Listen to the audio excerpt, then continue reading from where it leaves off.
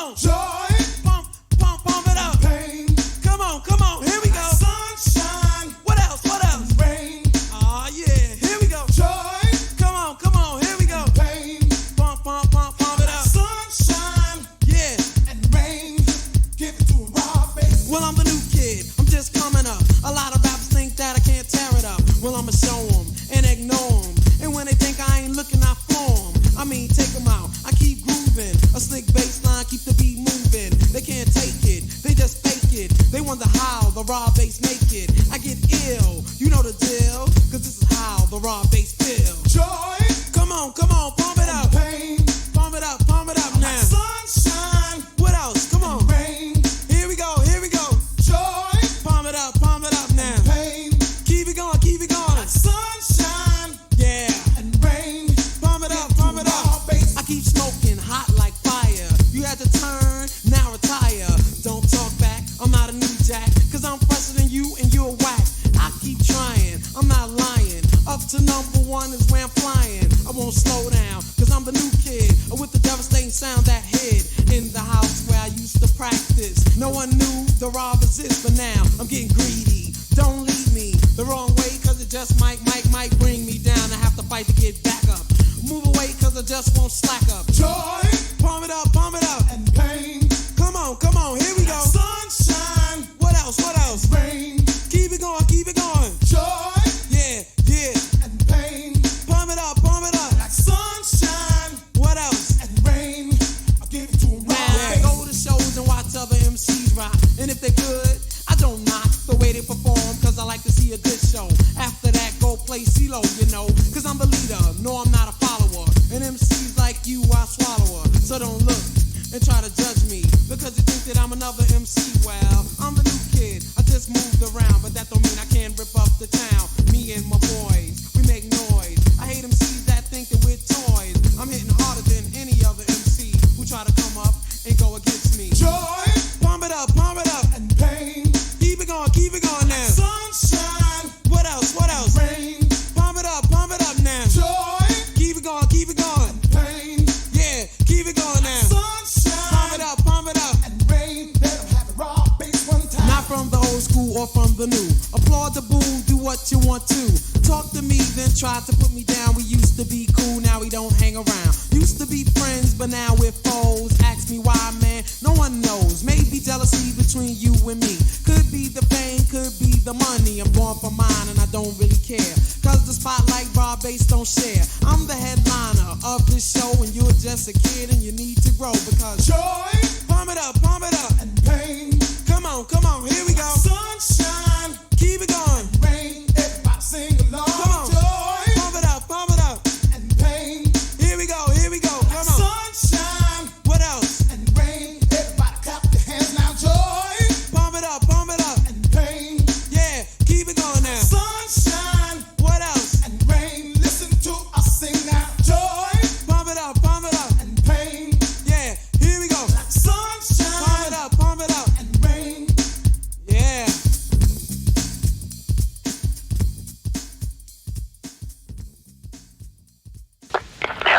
Hello? Hello? Hi.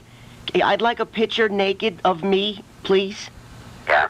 Because I'm very shy and embarrassed with this. Uh-huh. And would you be able to handle that? Yeah, I can do it. Oh, great. Because my wife wants it, a picture of me naked. Uh-huh. Because she says I have a wonderful muffin ass.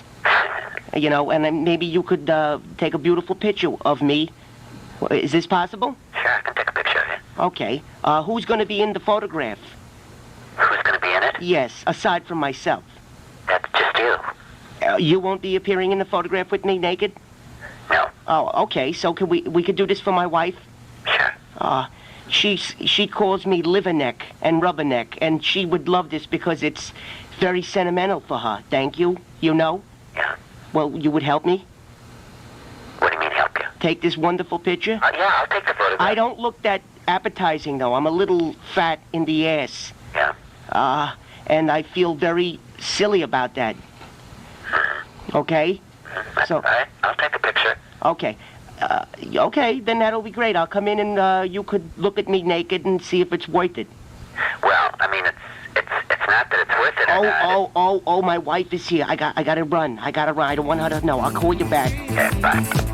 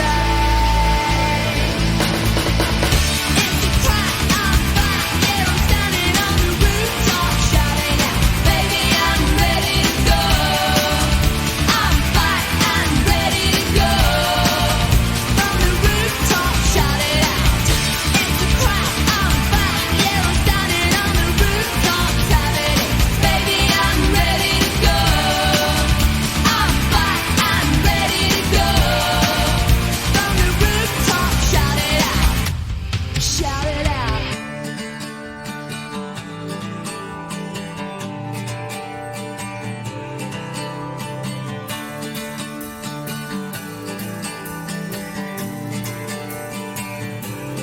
Ready to go.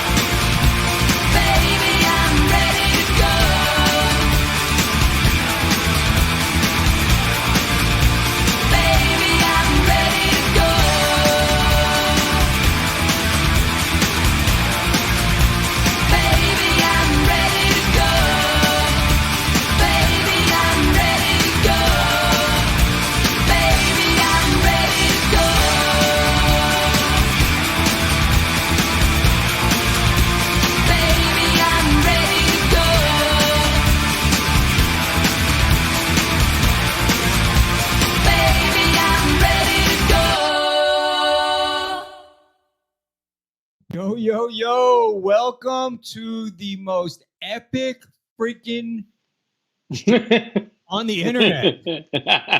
Here's my man Duncan Dad. Here's my man Luke, the freaking Flick. And Luke, I missed you guys last week, man. I fucking missed you guys. And we had to get up at fucking like 2 o'clock in the morning to go do a show. Did nobody freaking, actually a lot of people fucking listened to it. It was unbelievable. But man, good stuff, man. Guys. Well, that's awesome, man. That's how it's gonna get it started, baby. It's good to see. Well, hold on. Steven Spielberg's on the phone. He saw the intro. Yeah. I'm available. All right. Yeah, I'll get back to you. Welcome to John Emmanuel Ramos Henderson, checking in from halfway across the world. How you doing, buddy? Haven't seen you in a deacon minute. Who is that? What? Where's he from? He's over in the Philippines, man. Oh, the Philippines. Come on, man. Philippines watch. We got Australia watches. We got England watches. We got New Jersey. We got Pennsylvania. Arizona. What up, Manny Pacquiao? Play action said. So yeah. He's right. driving the car. Did you guys hear Raquel Welch died today? Oh, really? Man, yeah. Yeah. She was Yeah, a I think sexy 80, one. what, 2? 84? I think, yeah. That's What- crazy. Well, 82, she lived a good life. Sure. What I remember, Raquel Welch, She was hot. she owned the best pizza place in Beverly Hills. This place called Mulberry Pizza. We can Really? ask Brad when he comes on in a few minutes. Yeah, Mulberry Pizza, best pizza place in Beverly Hills. That's it. I don't remember Raquel Welch from anything that she ever did, movie, TV show wise. But Me neither. But she was a pretty lady, though. I tell you that. I remember the poster at the end of the Shawshank Redemption. It was the last poster that he put up on the wall before he dug his way out. Oh, that's right. It was a picture of her, right? Yeah, in the loincloth suit from, I think it was The End of the World, or what it was called. Did I have that poster? I cannot confirm nor deny it. yes. I had Farrah Fawcett Yeah, Farrah Fawcett. Very nice. back in the day. All right, guys. So let's talk about this, and then let's not talk about football anymore for friggin' months. Super Bowl, all over football, but Super Bowl thoughts. Kind of go around the go around the horn there. I guess. Let me go first real quick because I might have to disappear for a little while. I got some guy coming over to check out my car that he did a terrible job on the paint job. So Why? No, But- don't give details. Everybody loves how you say you have to go take care of something, but you don't say what you gotta take care of. I love that shit, man. I gotta go take care. I got this Last guy week he's coming selling a gun, going to the Hey, yeah, Caymans. where's my Now a pistol, guy's bro? coming at 8:00 at night to check out his car. I'm gonna let him know. Where's my let him know. pistol at, bro? Nobody called. All right, I I'll won. make sure. I won the gun, Luch. Yeah, I won. ain't the that gun. crazy? Oh, Yeah, Fixed. Hey. Fixed. yeah. You We had said an that. We said that. And I said He that. had on- an inside, man. He had on an the inside video. on it. You know what's crazy? I had a couple people that bought like 50 tickets and 25 tickets, 30 tickets, and he puts in. He donated, of course, and I bought 4. yeah, that's what I'm saying. But he's somebody that bought like 50 and another guy that bought 25, 30, he buys 4. Bing! Lucky. After a donation. You gonna Yeah. send the gun to Luch so he can file the serial number off of it real quick? I got a guy that can do that for you. You do. Okay, know man, a guy. talk about the Super Bowl, man. Oh, yo! My wife just texted me. Please tell AJ we'll contact him tomorrow. All right, that works. All right. It says if he's back in town. So look at that. Hey man, my take on the Super Bowl, dude, that was an awesome game. That game was awesome. Defense on both sides, offense was moving the ball on both sides. I mean, dude, you couldn't ask for a better. I haven't asked for a better Super Bowl than that until the last 2-3 minutes when that stupid call, with that holding call. I mean, I saw other calls worse than that in the game, and then but it seems like the last couple Super Bowls, it's always that last 2 minutes or something, and something crazy happens. It's a holding or a pass interference that should have been called that didn't get called. So it leaves you kind of suspect with the idea when people say, "Yo, is the NFL rigged or what?" You know what I mean? But other than that, man, you had first game, first Super Bowl ever, 2 black quarterbacks going at it. I think they both did a great job. Like I said, defense was good on both ends. Offense was moving the ball. I mean, it was a great game, except for that bullshit holding call at the end. And that's what sealed it up for Kansas City right there. Absolutely. Yeah, they didn't give Hurts a chance to go back down the field, but it was a penalty. Even the guy said he says, It was, but I mean, like I said, there was worse than that during the game, and then you pulled the hat out the bag with again, when it comes down to the wire. I do believe Mahomes and Kansas City, used the clock wisely, and their experience put them in that situation. To be able to have the ball with that much time on the clock, but. Overall, dude, you can't go nothing wrong with a 3-point game. That game was tight. You know what I mean? They scored. They come back and scored. So, dude, that was a good game. The commercials were whack. You know what I think one of the keys what really is that Philly controlled the ball so much in the first half that Mahomes did not have to be out there on that bad ankle. Mm-hmm. So, I mean, he literally they helped by controlling the ball and not scoring so much. Right. They made it easier on Mahomes. What'd you think, Luch? I thought the Eagles were going to take that game especially in the beginning, the first quarter, but after that, listen, I don't know. the game was tight. But how about Rihanna's outfit? Yeah, well, Or what? she's popping another baby out, obviously. That's what Yeah, I I said. like the memes. It Yeah, said yeah. Rihanna's unborn baby got to the Super Bowl before Dak Prescott. I thought that was Oh, I think I did see. damn. I think I saw something like that, or before the Dallas Cowboys or some shit. It said, I don't know about specifically Dak Prescott, but. Oh my But God. now I read, some little thing that the NFL's not trying to pay her because she was standing too long in one place. It was like a stand too long rule or something. So I don't know. Maybe they expected her to dance around, but she ain't going nowhere with that belly like that. That's Not on that ridiculous. platform either. I wouldn't get up there. Hell no. I'm not I getting thought up that was cool. No Yeah. I way. thought that the different levels going up and down. I thought all the dancers on the field was cool. I thought it was cool. I thought it was.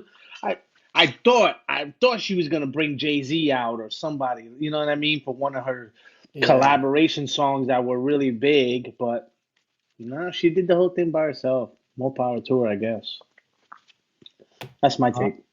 I got a lot to say later in the show after Brad. I got a lot to say about the NFL. If you saw the money that the NFL puts out for these Super Bowls, like with your own eyes, I've been in war zones that were not as secure Right. as downtown Phoenix was. It was absolutely nuts. It was nuts, huh? But yeah, but again, you look like you got sun or something. You look like you got some sun. I did get some sun today. I laid outside for a few minutes. Did you? All right. All right, good for you. That was the vitamin D, you know. What about you, Duncan? Yeah. Oh, yeah, it's the car guy. Oh, it's the car guy. Now, just mute your mic, Nick, if you got to answer it. Just say it's a guy. Yeah, it's a guy. Yeah. Got a guy. Yeah. I got a call. I got to take it. Who's on the call? Not just a call, a person. Duncan, what do you got? We're gonna do a hard 8:20 on with Brad With Swan. You can't make any excuses. Both teams played, fairly well. Eagles controlled time of possession. It just goes to show you how proficient the Chiefs' offense is when it is on the field. Mahomes, they scored, I think, on every possession in the second half. You can't give up 24 points, score 11, and expect to win the game. One call doesn't make the game. However, the only thing that people expect in these situations is that it runs consistently. So if you're not going to call it and you're going to let them play throughout the first half of the game, throughout the third quarter of the game, then even in that moment, even though it's, I know, a critical play, there was nothing overly egregious that doesn't happen on every single play that you have to throw that flag. Can it change the outcome of the game? Sure. Could have gone the other way. Who knows? They don't throw the flag. Maybe they, run the ball in the next play anyway. Like we consider armchair quarterback all day. The bottom line is the Eagles defense, no penetration all night, 0 sacks. They had the second most sacks in NFL history. There were way too many running lanes that were there for Pacheco, that were there for Mahomes late in the game. When it came down to executing, in my opinion, you saw how much more proficient the Kansas City coaching staff was as opposed to the Eagles coaching staff. So like Tony said, and I agree too, had I not experienced a win in 2017 on the odd 18 year, then I probably would have been really, really pissed. But I'm not going to sit here and cry and whine like a little bitch. There were people on the planes and they were just ticked off. They can't fucking make that call.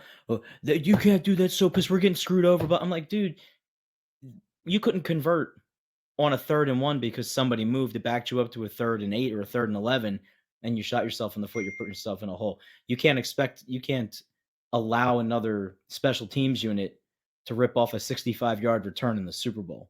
You've got to stop that. There were hallmark moments in the game where Kansas City took advantage of the deficiencies that the Eagles had on defense or on special teams and just exploited it. I mean, just putting themselves in a position to have success was, kudos to Kansas City. And you're right. I mean, you look at the time of possession, the Eagles had it 2-1, almost 3-1 time of possession.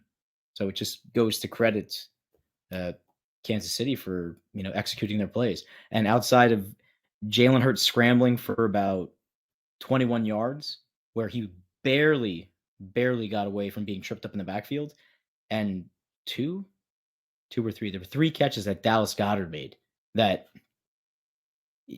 I'm not saying that no one else makes those catches, but if you don't have a tight end the size of someone like a Travis Kelce, the game could be even more out of hand. So I was happy with the way the game went forward.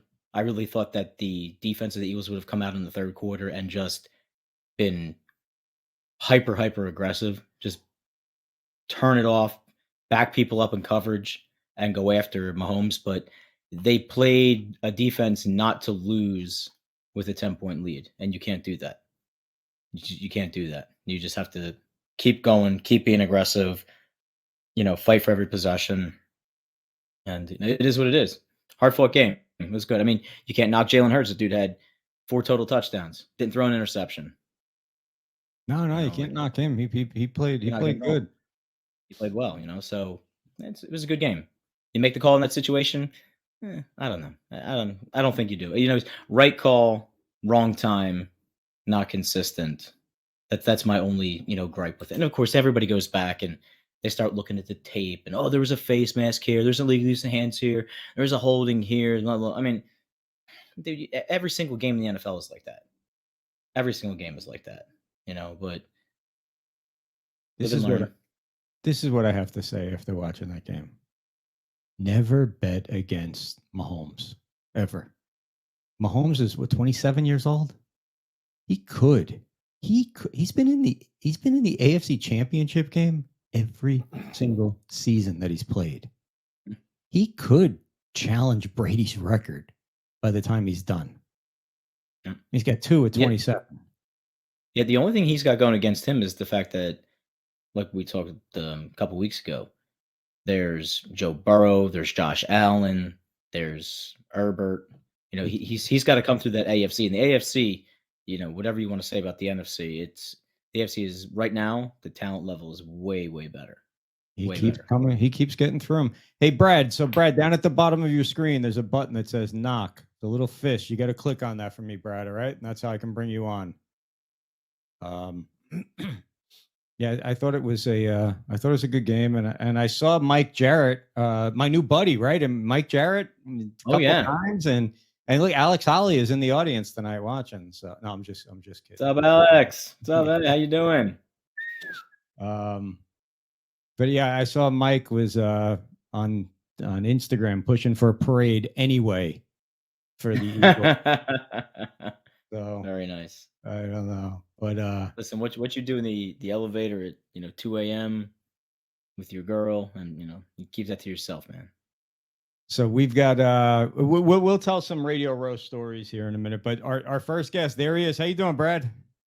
How you doing? Fantastic. How's it going, Brad? So, very good. Thank you for having me. Brad Swanick. All right, now let me tell you a little bit about Brad Swanick, okay? Because we get some guests like Lenny Dykstra. I tried to get almost Andy Reid on tonight, but he's driving to Kansas City right now, so we couldn't get almost Andy Reid. Anybody who did see that picture that I posted with almost Andy Reid, about 100 people fell for it and thought it was actually Andy Reid. I was getting text messages. Oh my God, you met Andy Reid. You're so lucky. Brad, I go way, way, way back with Brad. I mean, Brad doesn't, the last time I saw Brad in person, God, I don't know, you were like 2 years old, maybe. I think we went to the planetarium or something, but Brad's from Brick, New Jersey, where Luch, the goofy looking Italian guy there, he's got connections, so be careful what you say. But Brad's an actor. You've seen Brad before. Brad was in a Super Bowl commercial, correct, Brad? I was, yes. All right, but you've seen him way before the Super Bowl commercial. I mean, it's funny. What's that? Two of them? This is my second Super Bowl commercial. Oh shit. Okay. All right. Well, Brad's an actor. Brad's an unbelievable artist, and he's a former bodybuilder. So this is like having 3 guests on at once. And I'm going to take a guess that the picture behind you, for me, I got bad eyes. I took my glasses off, but that's either you or that's Arnold Schwarzenegger, one or the other. Yes, so this is a print of the oil painting that I did for Schwarzenegger. So Arnold owns the original of this one. Nice. Wow. That is very cool. Cool. All right, so we're going to talk about that, but let's go back and Luch, if you have questions, and Duncan, I will pause to let you guys hop in here, but let's go back to the beginning. So I know your mother. Your mother taught me pretty much the only friggin' thing I learned in high school. I was a horrible student, and I had your mom for typing freshman year, and then I had her my junior year for 3 different classes, but one of them was economics. And there was let me see who's watching so I don't say something I shouldn't say here. There was a girl I was trying to date, and that's what you call it back then, trying to get with. Her name was JM. Let's just leave it at JM. But she was the captain of the cheerleaders. So Luch, don't name it if you know who JM is. And Oh. you know, I went really hard at this JM, and she wanted no part of me. And we're in economics class, and Mrs. Swanick, Brad's mom, you know, pulled me to the side. She says, "Look, don't you learn anything in this class? It's all about supply and demand." She goes, your supply is so high, and you're just throwing it. You should pull it back, give it a little time, and the demand will be there." And I'm like, "All right, I'll listen to you, but boy, I really want to get with her." And damn it, supply and demand works every single time. About 2-3 weeks later, I think I was working on my car out in the driveway, and my mother's like, "Somebody named JM is on the phone." And I'm like, "Holy shit, really?" I was like, "Fuck, this supply and demand really does work." Yeah, that's the only thing I learned in high school. And I love your mom. We've become really good friends, you know, since then. But all right, so you grew up in Brick, yes? I did, yes. Dragon or a Mustang, or neither? So I actually went to Point Pleasant. Okay. So we were the goals, unfortunately. Like the farthest thing away from you. What is Point Pleasant? The A gulls, seagull. like a seagull. Yeah. A seagull. Oh, Yeah. wow. Ain't that the shit? Wow. Okay. How did you end up in Point? Were you like right on that border where you guys lived? Yeah, so as you know, I'm a twin. Well, as Mhm. you know, AJ. So I have a twin sister. She kind of had her heart set on going to Point Pleasant because she loved the school, and I kind of just went, you know, because she's the tough one. She makes the rules. I would just kind of follow suit, you know. Oh, Very nice. But yeah, when I was in high school, I mean, just like you, AJ, I actually was not a very strong student, you know, and then especially having a teacher for a mom, you know, I think she was a little bit concerned, you know, as I was going through, because it's not like I wouldn't try, but put it this way, even last night, I took my friend Vanessa out for Valentine's Day, right, and we got the check, and I'm trying to figure out how to get the percent, right. So Vanessa's mother's in town, and she winds up saying, "Oh, well, you have to add or you have to multiply." And I said, "Well, which is it?" And she says, "Well, it's the same thing. It'll give you the same answer." I said, "See, that's the problem right there. This is why I failed math. That makes no sense whatsoever." So it's things like that I couldn't wrap my head around. But this always came very naturally to me. So I've never had an art lesson in my life. I've So never when had did you start? When did you start painting? when I was like 5 years old. Oh. So Yeah. what were you painting then? Were you painting portraits? Were you using your imagination and just painting? I have always loved doing portrait work. I used to actually paint a lot of portraits of Sylvester Stallone. You know, that was like a big idol for me when I was growing up. And I also started working out when I was about 9 years old.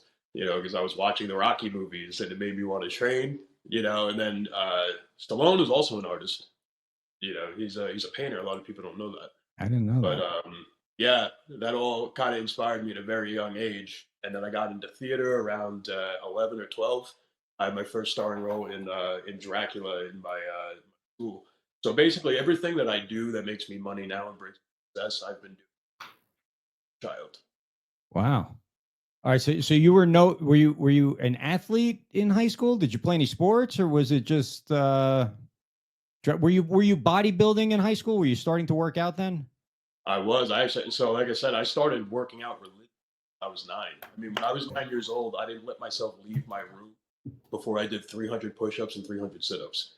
That was like when my obsession kind of started. So even throughout high school, you know, I kind of carried that on. I was on the football team for all of about a week, and I remember we had a scrimmage, and the coach approached me. You know, he says, "Okay, well, we got to be there at 5 a.m. Make sure you're not late." And I said, "Well, it's just a scrimmage, and I kind of want to go work out, so I'm going to skip this one." And he says, "Well, if you skip it, you're off the team." I said, "Okay." So I'm done. So that was my football career. Yeah. But doing 300 push-ups and sit-ups first thing in the morning before you go to drama class, that's how you probably keep yourself from getting your ass kicked in drama class, because at least back in Brick High School, me and Aunt, we would go around kicking the shit out of the people that were in drama class. I always made sure I was a little bit stronger than everybody around me, at least. Yeah, I bet. All right, so you're passionate about working out, you're passionate about painting, and you're passionate about acting from a young age. So, you know, right out of high, I don't know how old you are. Well, you know, I could do the math in my head, but Like you, 20. I'm not really that. You're 20. Okay, I was gonna Yeah. go back to I think 94 or 95, and then you start to add and subtract and multiply. You say thank you. I appreciate that. Anybody else that's listening that went to Brick High School, if you actually know anything, speak up right now because I see some people out there that went to Brick High School. But all right, so right out of high school, did you go to college, or was college not for you, or what was the path after you graduated high school? I didn't. I had a partial scholarship to go to an art school, but my sister also got into like a really prestigious college. And then honestly, at that point, I wasn't as focused as I should have been. You know, I was a kid. You know, and I was kind of like thinking more so like I wanted to build up my body and then move out to Hollywood. So that was kind of always my plan.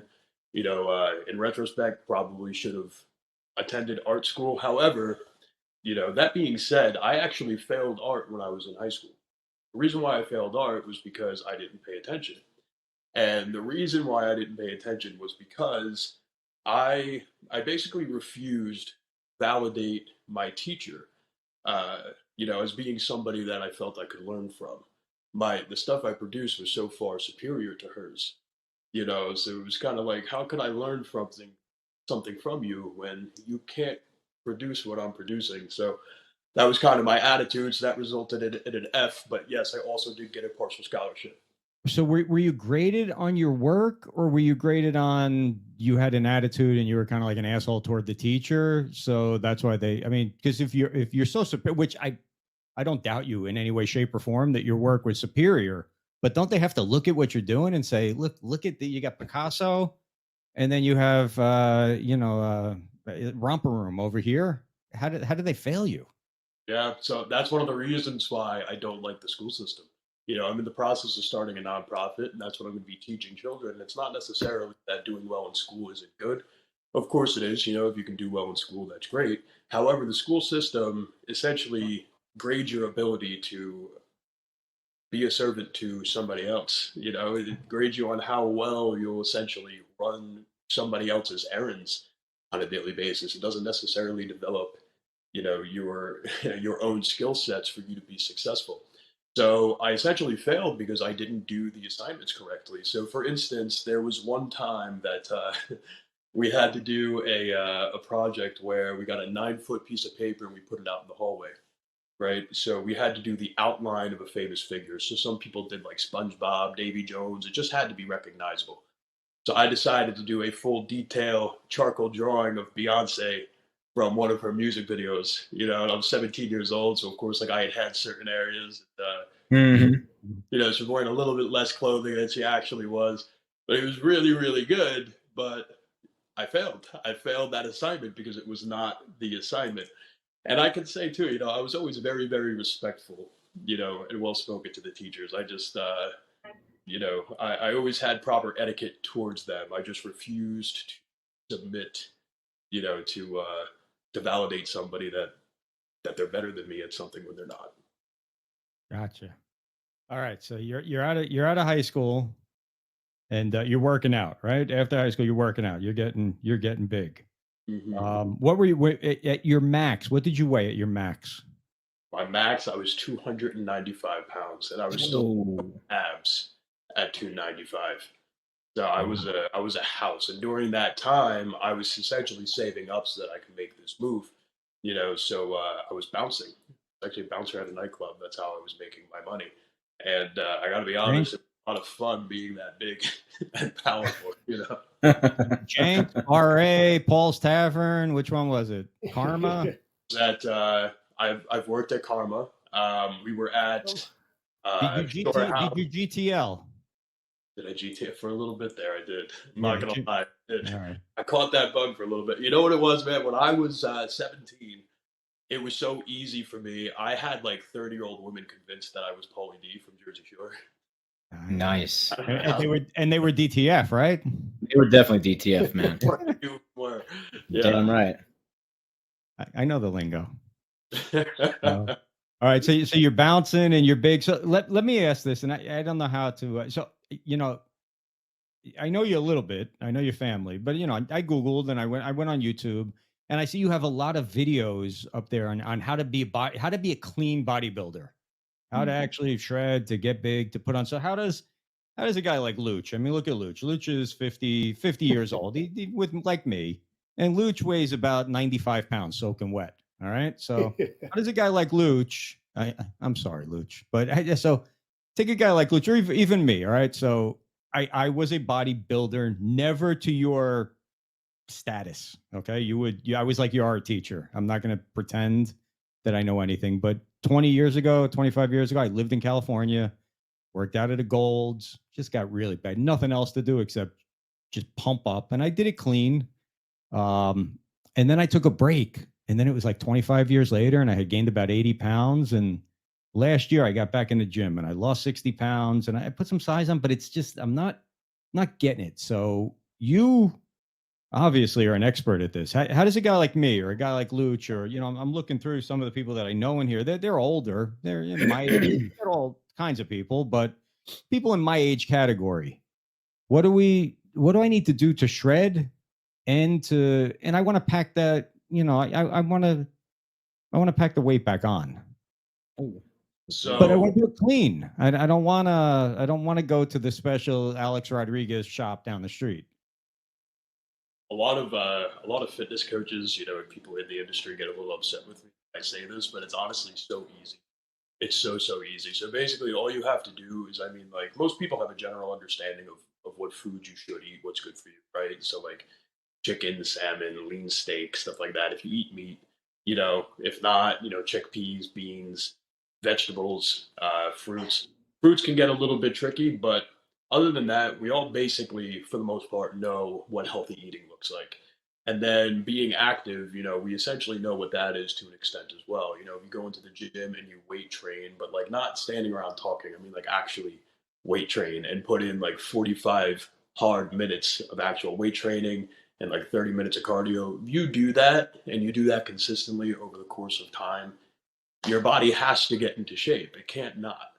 And another thing that I always tell people too is when you see like my bodybuilding photos. So my last competition was in March and I won that one. We had veins in my abs, right? That's how lean I was. But now what I always tell people is like when you're getting to that level of what people call shredded, that's not healthy or maintainable. So when I'm doing that, I'm dehydrated, I'm pulling water, I cut out carbohydrates. Half the time I'm feeling like I'm about to keel over. That's actually one of the, well, not the main reason, but it's definitely one of the contributing factors to me retiring from competing. So let me ask a question for Luch because he's embarrassed to ask this. When I used to when Luch used to bodybuild back in the day, his cardio was target heart rate, and he would stay in that 65%, and the weight just shredded off. It just fell off, and he was in the best shape of his life. He was ripped. And now 22, 23 years later, he's back in there, and it's not happening as quickly as it did for him the last time. And now he's hearing about high impact cardio and this. What should Luch be doing? Should he be doing what he did 20 years ago and worked for him, or does he need to change it up now? Stay off the donuts. Stay off the donuts. Luch does stay off the donuts. So the body is always adapting to what you're doing. So if something's working for you now, in like 3-4 months, it's not going to work as well because the body's going to figure it out. So it's just like small changes to what you're doing will make a really big difference. But then, especially with men, as we get older and like testosterone starts dropping and stuff like that, and basically the lower your testosterone levels are, the less fat you burn. You also have other hormones, growth hormone that's in your body that starts to go down as you get older. So with all those hormonal changes, the process is going to be slower. Simply for that reason, there's really not much you can do to combat that in a healthy way. So could a guy like Luch hook up with you via long distance and have you put together like some sort of a obviously to pay you, but to put together some sort of a nutrition plan or a workout plan, or is that not something you're interested in? Yeah, of course. I can absolutely do it. I don't typically do that for people, but the reason why I don't typically do it and why I didn't turn it into a business was simply because, I have so many other things that are going on, so many other avenues that are, captivating my attention. But yeah, I'm always, happy to help. All right, cool. So let's move into some of those other avenues. But I want to ask this about the when you go out to LA and you start working out, and I'm assuming that you went down to Gold's in Venice and started doing some work, and then you must have been rubbing elbows. That's had to be where you made some connections, I would imagine. Where, I mean, Arnold 22, 23 years ago would be seen in there a lot, and this was when he was the governor, and he didn't even live there. He lived in Sacramento, and he'd be seen in there. How'd that work out for you? That's not that gym outside by the beach, right? It's right by Muscle Beach. It's No, close we- there. Which is that one that's on the beach that everybody works out at? That's Muscle Beach. Muscle Beach. That's it. Yeah. So the original Gold's was right on that strip. It was like this little warehouse, but that's not where it is anymore. Okay. Now it's so it's like it's this turned into obviously this huge gym. But Arnold's in there every morning now. Today he's in there literally every single morning. And Does he bring his donkey with him? No, there's no donkey. I haven't met the donkey yet. But yeah, that'd be cool. But that's where I met Schwarzenegger. Was at Gold's. You know, I also met Frank Stallone at Gold's. There's a lot of people that, you know, get it out of there. But yeah, that was my introduction to Arnold. Wow. All right, so let's talk about acting. Okay, so you go to Hollywood with, like a lot of people. They get off that bus. I'm not sure if you took a bus or how you got out there, but they get off that bus with a suitcase and a dream, and then they just get stomped like a fucking cockroach. I'm guessing that doesn't seem to be happening to you. Maybe because you're so friggin' big. But you know, explain. Walk us through the beginning. How do you get in? How do you get your first gig? How do you get an agent? How do you get a SAG card? How do you start? Yeah, so obtaining a SAG card typically takes years, you know, and quite a bit of work to actually be able to get that. I accomplished that within about 6 months. And wow.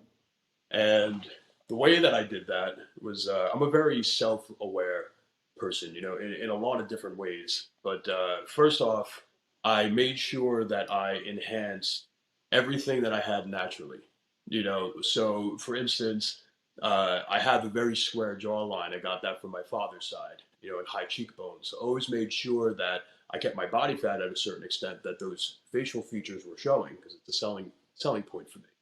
And then as far as my physique went, me knowing that I'm going to wind up being compared with other people that are staring next to me, I always made sure that my physique was up. I mean, you're not going to find somebody with a better physique. It's not possible.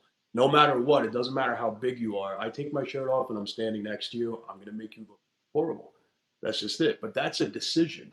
Please keep your shirt on tonight. All right, with the rest of here. Right? I was about to flex. I was going to start flexing, bro. Don't flex, Nick. All right, but yeah, so it's like when people ask me about that, you know, each one of these things, these are decisions. You know, if I decided to eat whatever I wanted, my face would fill up immediately. I promise. You wouldn't see any details. If I decided to go out and drink and party and do those things, then my body wouldn't look the way it does when I'm standing next to somebody else. You know, I don't touch alcohol, I don't touch drugs, I don't touch weed. Anything that is not going to enhance my brain or body, I don't put inside of it.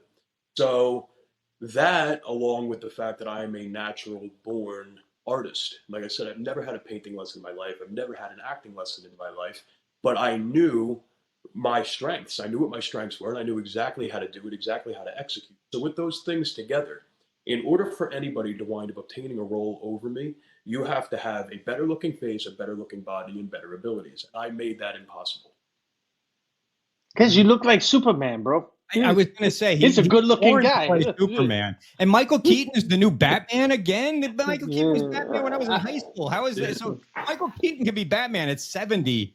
Brad's got to be Superman here soon, and who knows what's in the works for Brad. But so what is? Oh, and I got to pull something off my wall. But what was your? I'm gonna pull something down because I got to show you guys. My time in Hollywood, I was actually in a movie. A lot of people don't know this. I got the plaque up here that won a Sundance Award. Nobody shit. Knows. Yeah, I swear to God, it's right here. I'll pull it on. I also had a piece of art that I was going to bring this stuff and compare my stuff to Brad's when I was in kindergarten. I drew an Indian. Are you allowed to say Indian these days? I don't know if you can say Indian. Yeah, you are. An Indian, a Native American, you know. in kindergarten with like finger paints, and they hung it in the Newark airport. I won some award, and I still have it to this day. And my kid and my wife goof on it. So for Christmas 2 years ago, I got them copies of it and framed it for them and autographed it. And nobody knows where it is. But what was the first gig that you ended up getting? Your very first, and how nervous were you going in? And then how stoked were you when you got it? Oh, so I wasn't nervous at all. I wasn't nervous even a little bit. That's one thing for me is like I essentially don't get nervous. You know, I'm very comfortable in front of the camera. I'm very natural. You know, even like casting directors, things like that. Once you have an understanding that everybody is human, you know, and like in order for them to be sitting where they are, you know, they've had to do something or know somebody. It's like there's no magic anything. You know, everybody's essentially, you know, human, right? So when you understand that, it's just the pressure's off. You know, so wasn't nervous at all. It was for Fox Studios, a show called 911. So I remember I was with an agency, and he initially wasn't even going to send me for the audition. I was so new. I didn't have anything real on my resume. You know, like I had a little bit of training, but not nearly, you know, as much as they would require. You know, but I basically put my Uncle Paulie's acting school that he was involved in. You know, so I stuck that on my resume. But now when I went into Fox Studios, this was something that was very scary. You know, my twin sister is Faith, my brother is Eric, my mother is Joanne, right? So the gentleman, or I'm sorry, the woman that first intercepted me to audition with, she was Faith. And then I met Joanna, which was her assistant. And then the casting director was Eric when I came in the next day. Get out of town. Stars align, baby. Stars align. No wonder I got nervous. Yeah, when I met him, I literally said to him, I was like, all right. No way. This is something my family would do. Like, is somebody screwing with me? Like, is my brother going to like pop out and like spray me with water? Yeah, but yeah, I went. 911 was the first job you landed? Yes. All right, so I'm having trouble getting the file you sent me open, but I have this 911. So let's. I guess this is. I believe it's the commercial for 911, but you're in there. And I remember when this aired because my wife saw it, and we knew of you from your mom, and my wife's like, I just saw Joanne's son on 911. And I said, I don't know. Joanne didn't tell me anything about that. She goes, go call her right now. Go call her. And sure enough, so let's take a look at the commercial here. We see them every day. They are the brave men and women of the Los Angeles Fire Department. Made me want to become a firefighter. I got shot. Their skill kept me from dying. That was you, Brad, right there on the stretcher, right? But I can go back. So, and my wife said it was a funny. You got stuck in that position or something. Is that what the part was in the show? yes, so it was essentially I played a bodybuilder that seized up on stage and I essentially couldn't put his arms down. You know, ridiculous thing, but it definitely. It doesn't matter how ridiculous when you get in. So how? I didn't want to go through the whole commercial if you weren't in it again. I don't know if you were in it again or not. So so you see that. So you go and you film it, and then it's on TV. How do you feel when you're sitting? Where are you? You sitting at home with your chick, or you sitting home with your dog? You strike me as a dude who's got a dog. So I did have a dog for a while. Unfortunately, I'm developing allergies as I'm getting older. Just getting older. I don't know what's going on with that, but yeah, I was actually at the gym when it aired. So I was working out, and I don't have a table, so I came home afterwards and I caught it, and yes, that was a great moment. You know, it's always a surreal moment when you see your vision come into reality. You know, but like I said, you know, I'm very much all about you know, you really do make your life happen. So when you have that mindset and you kind of force things into existence, nothing's really that big of a surprise or hit you that hard. You know, because you kind of You also seem like a guy that's, dude, you're like bursting with confidence and you know, like, I don't know. I just, you know, the minute I start watching you and I'm listening to you, it's like, I don't think there's really much that gets in your way. You know what I'm saying? If you don't really want it to be, you know what I mean? It's impossible. I mean, I'm so, put it this way, I'm actually so good at making things happen that even like recently, I had an experience where I was like, okay, like this, I got to start being a little bit more careful with like what I do with this, because basically, I made a painting also for Sylvester Stallone, so I have his endorsement as well. Oh, can But you tell the story that you told me about the painting with Sage and Stallone? Is that something you can tell here? yes, I can tell you about it. So I did a painting of Stallone and his son. Um, so I essentially, long story short, I decided I wanted to get it to him. I had first art show. Stallone's son passed away a few years ago. For people that don't know Right. that.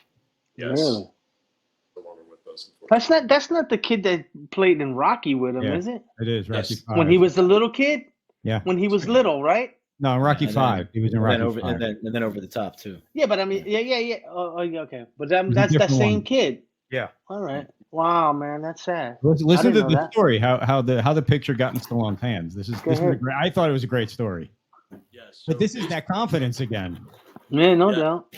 So I essentially called one of my drivers that's associated with my nonprofit, and we got an Escalade. We loaded the painting into there because I just decided that I wanted to do it that day. And long story short, I wound up finding his home, and I mean, it's almost hard telling this story because it's like I'll get to that, but Was this the house way up on top of the hill? way up, yes, Yeah, way I up. know the house. Yeah. Mhm. Basically, I managed to sweet talk my way past 2 security guards, and I wound up putting this thing in front of Sly's Christmas tree myself. Wow. And then No played shit. with his Nice. book and wound up leaving. But now, when I left, I mean, I definitely wanted to get him the painting. However, yes, it was heavy. The woman that met me wouldn't have been strong enough to carry it in herself. But the goal was definitely not to walk into the man's home. Right. That definitely because then it starts getting a little, now you're kind of like flirting with a line. I mean, he called me the next day, How did and you get in the house? The guards let you in the house, or you just let yourself in the house? no, they just let me right in. So it's basically His good looks. No Dobermans. Superman's at the door. Get out of the way. Yeah, get out the way, dude. Yes, I'm very well spoken, and it's all about presentation. That's really look the Right. part, and you put the time in. I mean, and when people see my art, really it speaks for itself. Mhm. So yeah, but that was one of those instances where after I left, I was kind of like, okay, that I don't know how okay that was. He called me the next day, and I don't imagine he would have called me if he'd give me his sign to print for me. But that's sort of an example of, I mean, you literally, if you decide to go do things, I mean, if you do them right, you carry yourself properly, and you're real. You can essentially, you really can go do anything you want. But like I said, then it starts getting a little bit scary because you're like, okay, now we got to be careful. Like there's like, it's like Spider-Man with great power. Right, no doubt. So it's like, yeah, that's something that you definitely have to notice. But yes, that's very much how I am. I make things happen. That's just what I do. So the Arnold painting behind you, how long does it take you to paint something like that? So this I did over the course of about 9 months. I allow about 3 days of dry time in between each layer of oil paint that I build up. And this actually brings me to another point, and this is what I often tell people as well. There is nothing wrong with learning from another individual, but everyone is just a human, and they have their own grasp on, what they're looking at. They have their own understanding, and that doesn't necessarily mean that they're going to translate it that well to you. So that being said, my process that I wound up developing myself without having any lessons or anything of that nature, I wound up finding out relatively recently that this was almost exactly Da Vinci's process. But I have such a firm understanding of it because I was never taught it. It was trial and error since I was a little kid until I wound up actually perfecting it. But until like a month ago, I thought I invented it. Mm-hmm. Wow. Something So else. what is so you were here recently, and I wanted to connect, but we couldn't connect. You were down in Miami at an art show. So explain I mean, you're past, painting pictures for your enjoyment, and you're really past painting pictures so you can sneak them into somebody's house and then, get a phone call the next day. What's going on with your art right now? Yes. So I'm working with a team of people now. We're actually developing NFTs that correspond with each one of my prints and the actual originals. But yeah, I did my first art show in Miami. This is actually LA Art Week right now. My curator is flying in a day or so. After that, I have another show in March, and then I believe that we're hitting Fashion Week in New York City. So yes, it's essentially everything that I've been saying. The more that you promote yourself, and if you're real and you're good at what you're doing, people start taking notice. And it's all about just putting yourself in the right places. So I actually flew out to Miami once before I was ever being featured, so that I can go and make connections. And Jesse was one of the gentlemen that I had made a connection with, that curator now. So when I was in Miami, I was showcasing one painting. I was showcasing all of them, prints of all of them. But one of the paintings that I have for sale that's an original is one that I did that was a passion piece for myself of Frank Sinatra and Elvis Presley. So those are my two favorite singers. I really love that time frame too. It's also a time when men were allowed to be men.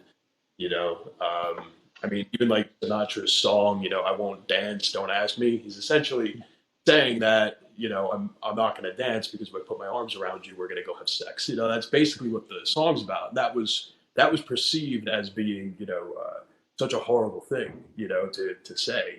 Sinatra,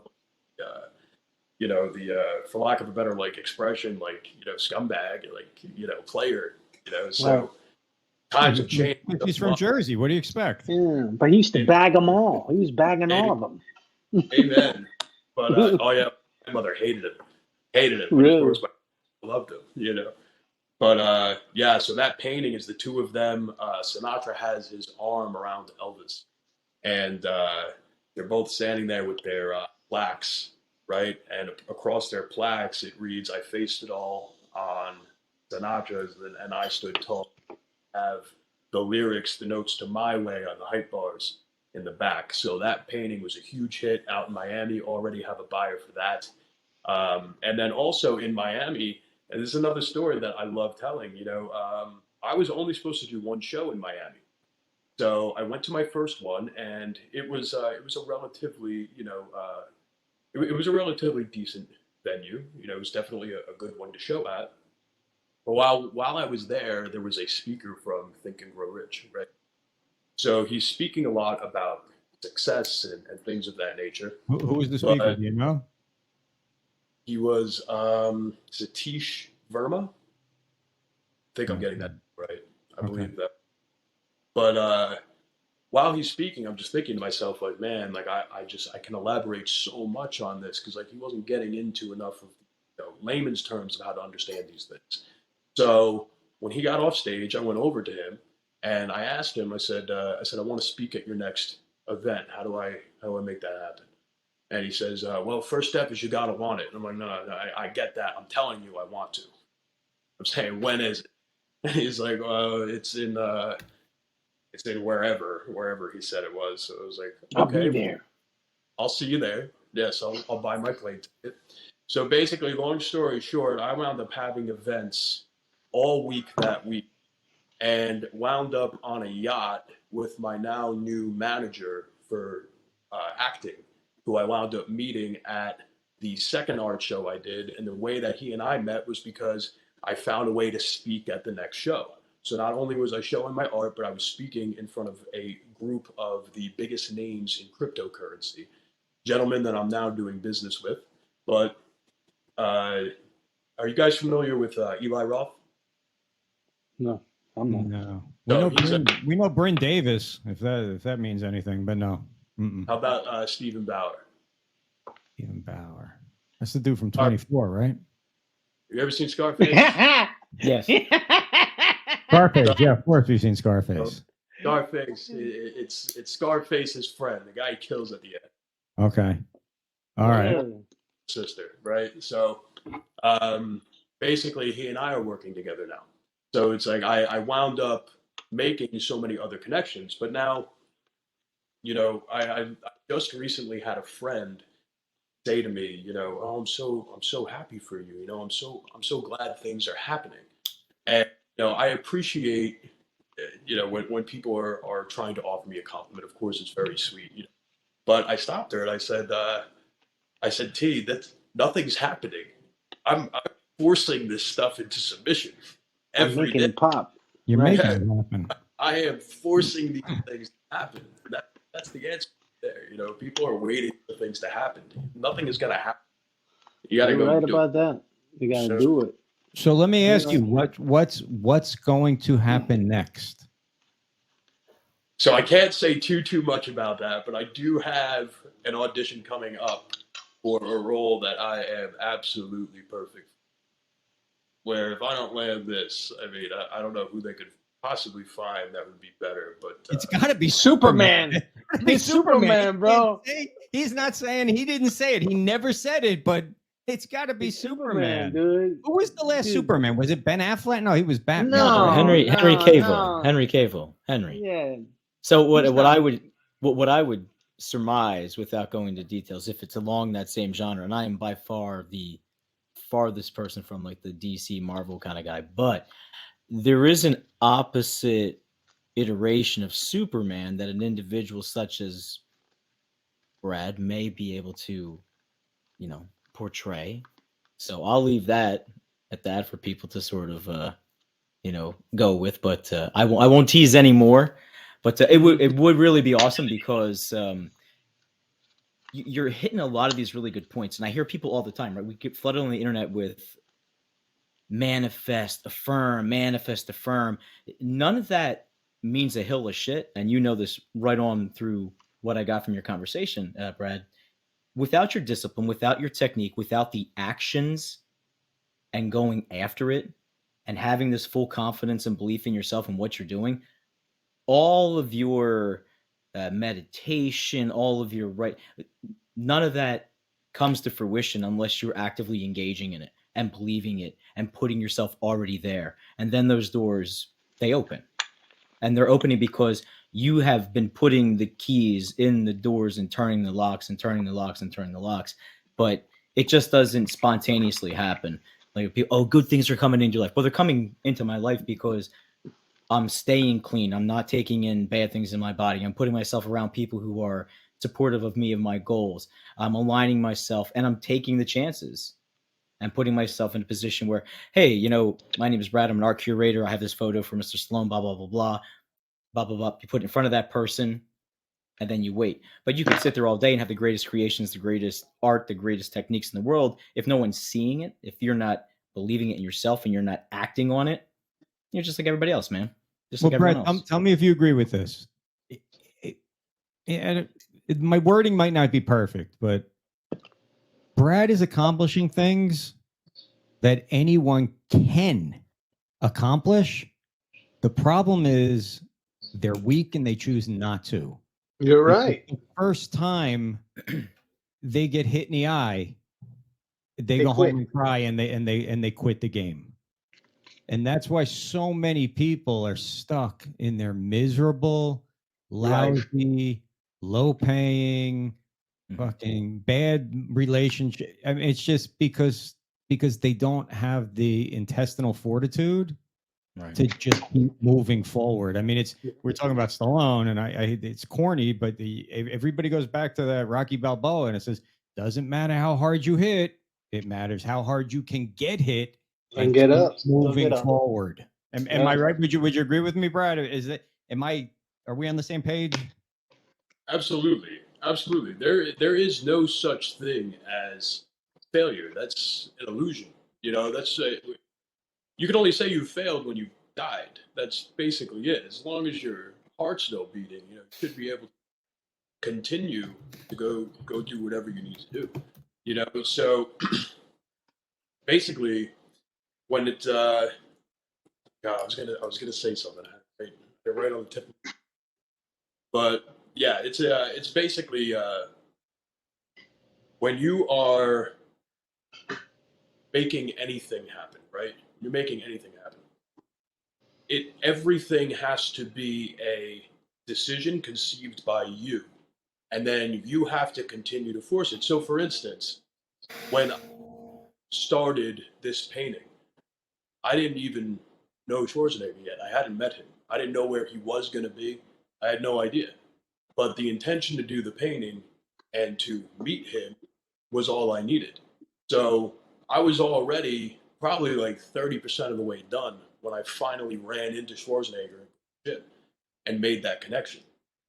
So I remember when I was speaking to my mother about it, she was kind of saying, she's like, you haven't touched an oil paintbrush since you were 17. And where are you going to find Schwarzenegger? How do you even know? And that's how most people think.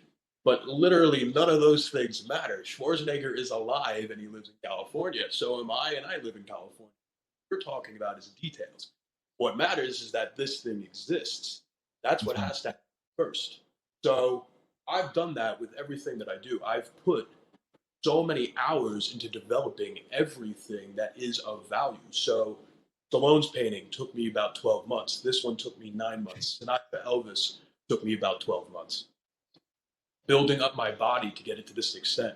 This was such an endeavor since I was a teenager that I never stopped doing. My closest friend in this world, his name is Chris. He coached me for about 6 years, but he could tell you better than anybody. For 6 years straight, while I was coming up, I was force feeding myself 9 meals a day. I was living in the gym, working out twice a day, bulking up to 300 pounds. I still had abs I shouldn't say 300. I was 295. That was the biggest. But I still had abs at 295 pounds. But that was literally forcing muscle maturity. And then taking that off, that's a simple shift in the diet, right? So I change what I'm eating, and then I wind up stripping away everything else. And that took me to about 240 when I first moved out here, right? So then I'm at 240. I meet with this person, that person, and I'm learning more about the entertainment industry. And I'm realizing, okay, I need to be 200, which is where I'm sitting at now. But everything that I'm talking about right now, even those steps, just somebody making the simplest sacrifice of not being able to eat that much when they're hungry anymore.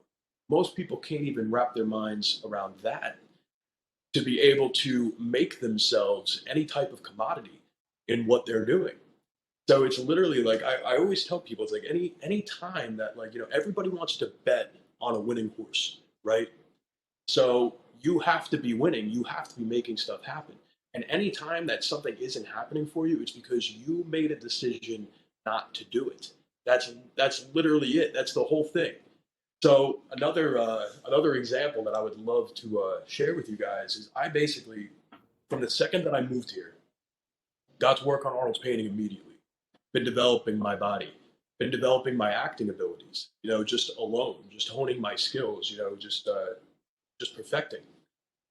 Over that course of time, all of the work that I've done, I've wound up making so many different connections. Even when I made this print, so I made another print of this one that was gigantic, biggest print that I have, and I handed that to Schwarzenegger because I figured it'd be good for him to have it. He wound up signing it, and he sent it to Flex Gym in Budapest. I don't know if you gentlemen have ever heard of that. Nice. But yes, Are you familiar with Flex Gym? Oh, Flex Gym, yeah. Flex used to have stores. When I was in there, Flex used to have actual, like GNC type stores, but they were Flex stores. I don't know if they still have them. They have one in Northridge. Yeah. I used to go to all the time. With Adam, who's the owner of Flex Gym Budapest, that's tomorrow. And like I said, he owns one of these prints, so I have a plaque that's going to go next to that print because it's been hanging there for years without my information next to it. So now I have the plaque. I'm giving that to him, but also now that we're developing the NFTs, Adam owns the only 36 by 48 version of this print signed by Schwarzenegger. There's tremendous value to it, so for all things that were afterthoughts. And then what I spent the last few months doing I don't have spare time, but I make time.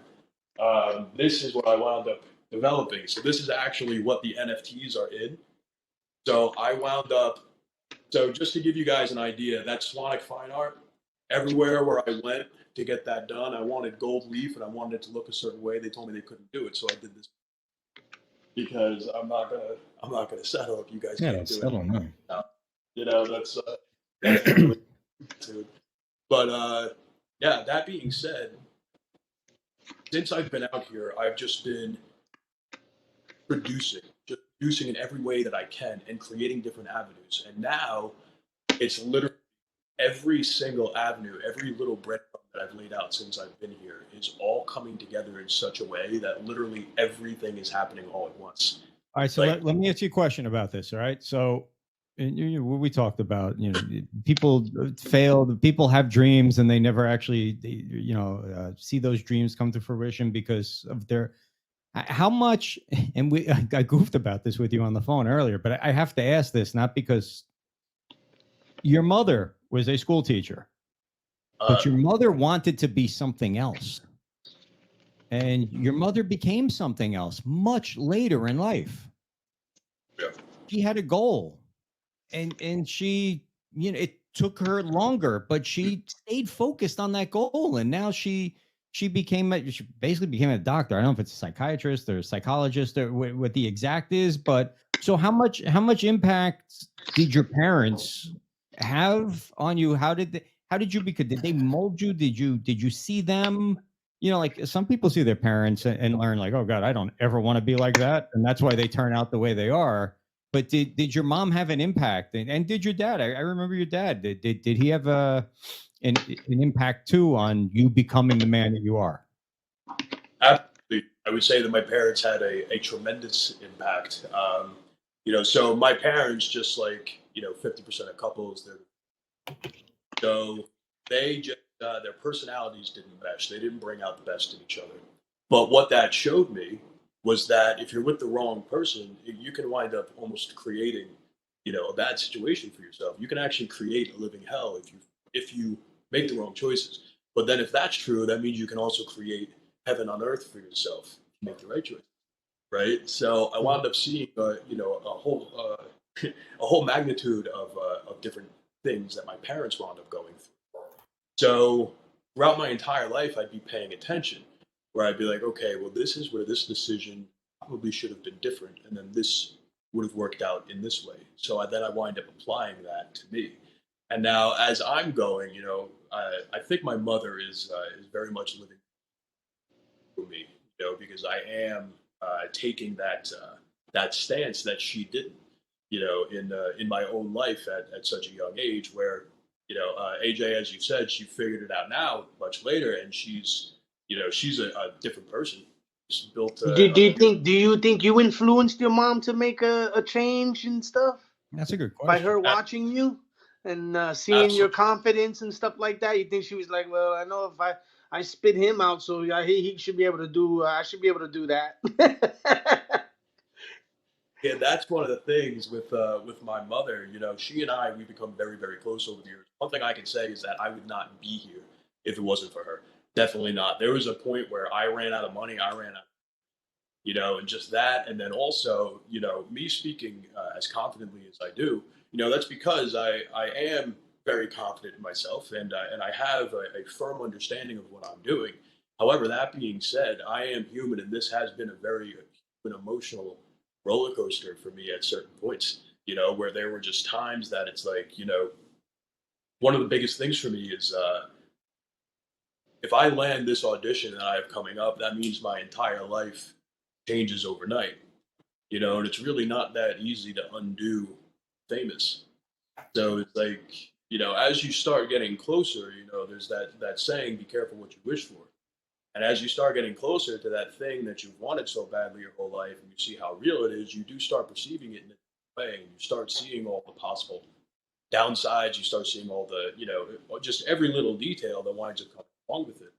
There's also quite a bit associated in Hollywood that, so, and I could just leave that at that, but you start kind of seeing all of that. But yes, my mother has been there since day one. When there's someone that I need to talk to, she's who I call. I was in a relationship too for about 8 years. 8 years. I wound up ending. I actually wound up severing the relationship because we got together when we were 19, right? So one thing that I can say is that she's an amazing woman. You know, she always will be. Loved her very much, still do, always will. And she could make a man very, very happy, just not me. And what I wound up seeing, and this is where I took something from my parents, you know, the way that I live my life and the things that I'm doing, they're not easy for most people to comprehend and grasp. And when you're hitching your wagon to mine and you're not seeing what I'm seeing, you know, it can get a little bit scary. And that's something that I can definitely understand. So my ex wound up having, you know, human reactions to what I was doing. And what wound up going through my head was that, you know, both my parents when they were younger were very, very attractive. You know, I actually look like a lot like my dad, to my own horn. You know, they were very, very attractive people.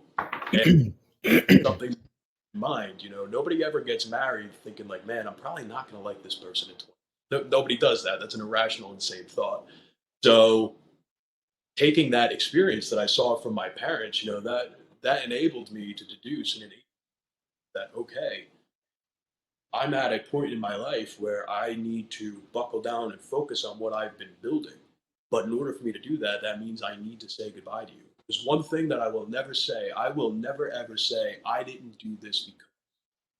I will never do that. It all starts and stops with me. I'm a firm believer of that. If I decide to keep somebody in my life that isn't complimenting what I'm doing, that is my decision. And if it winds up messing up what I'm doing down the road, then it's on me.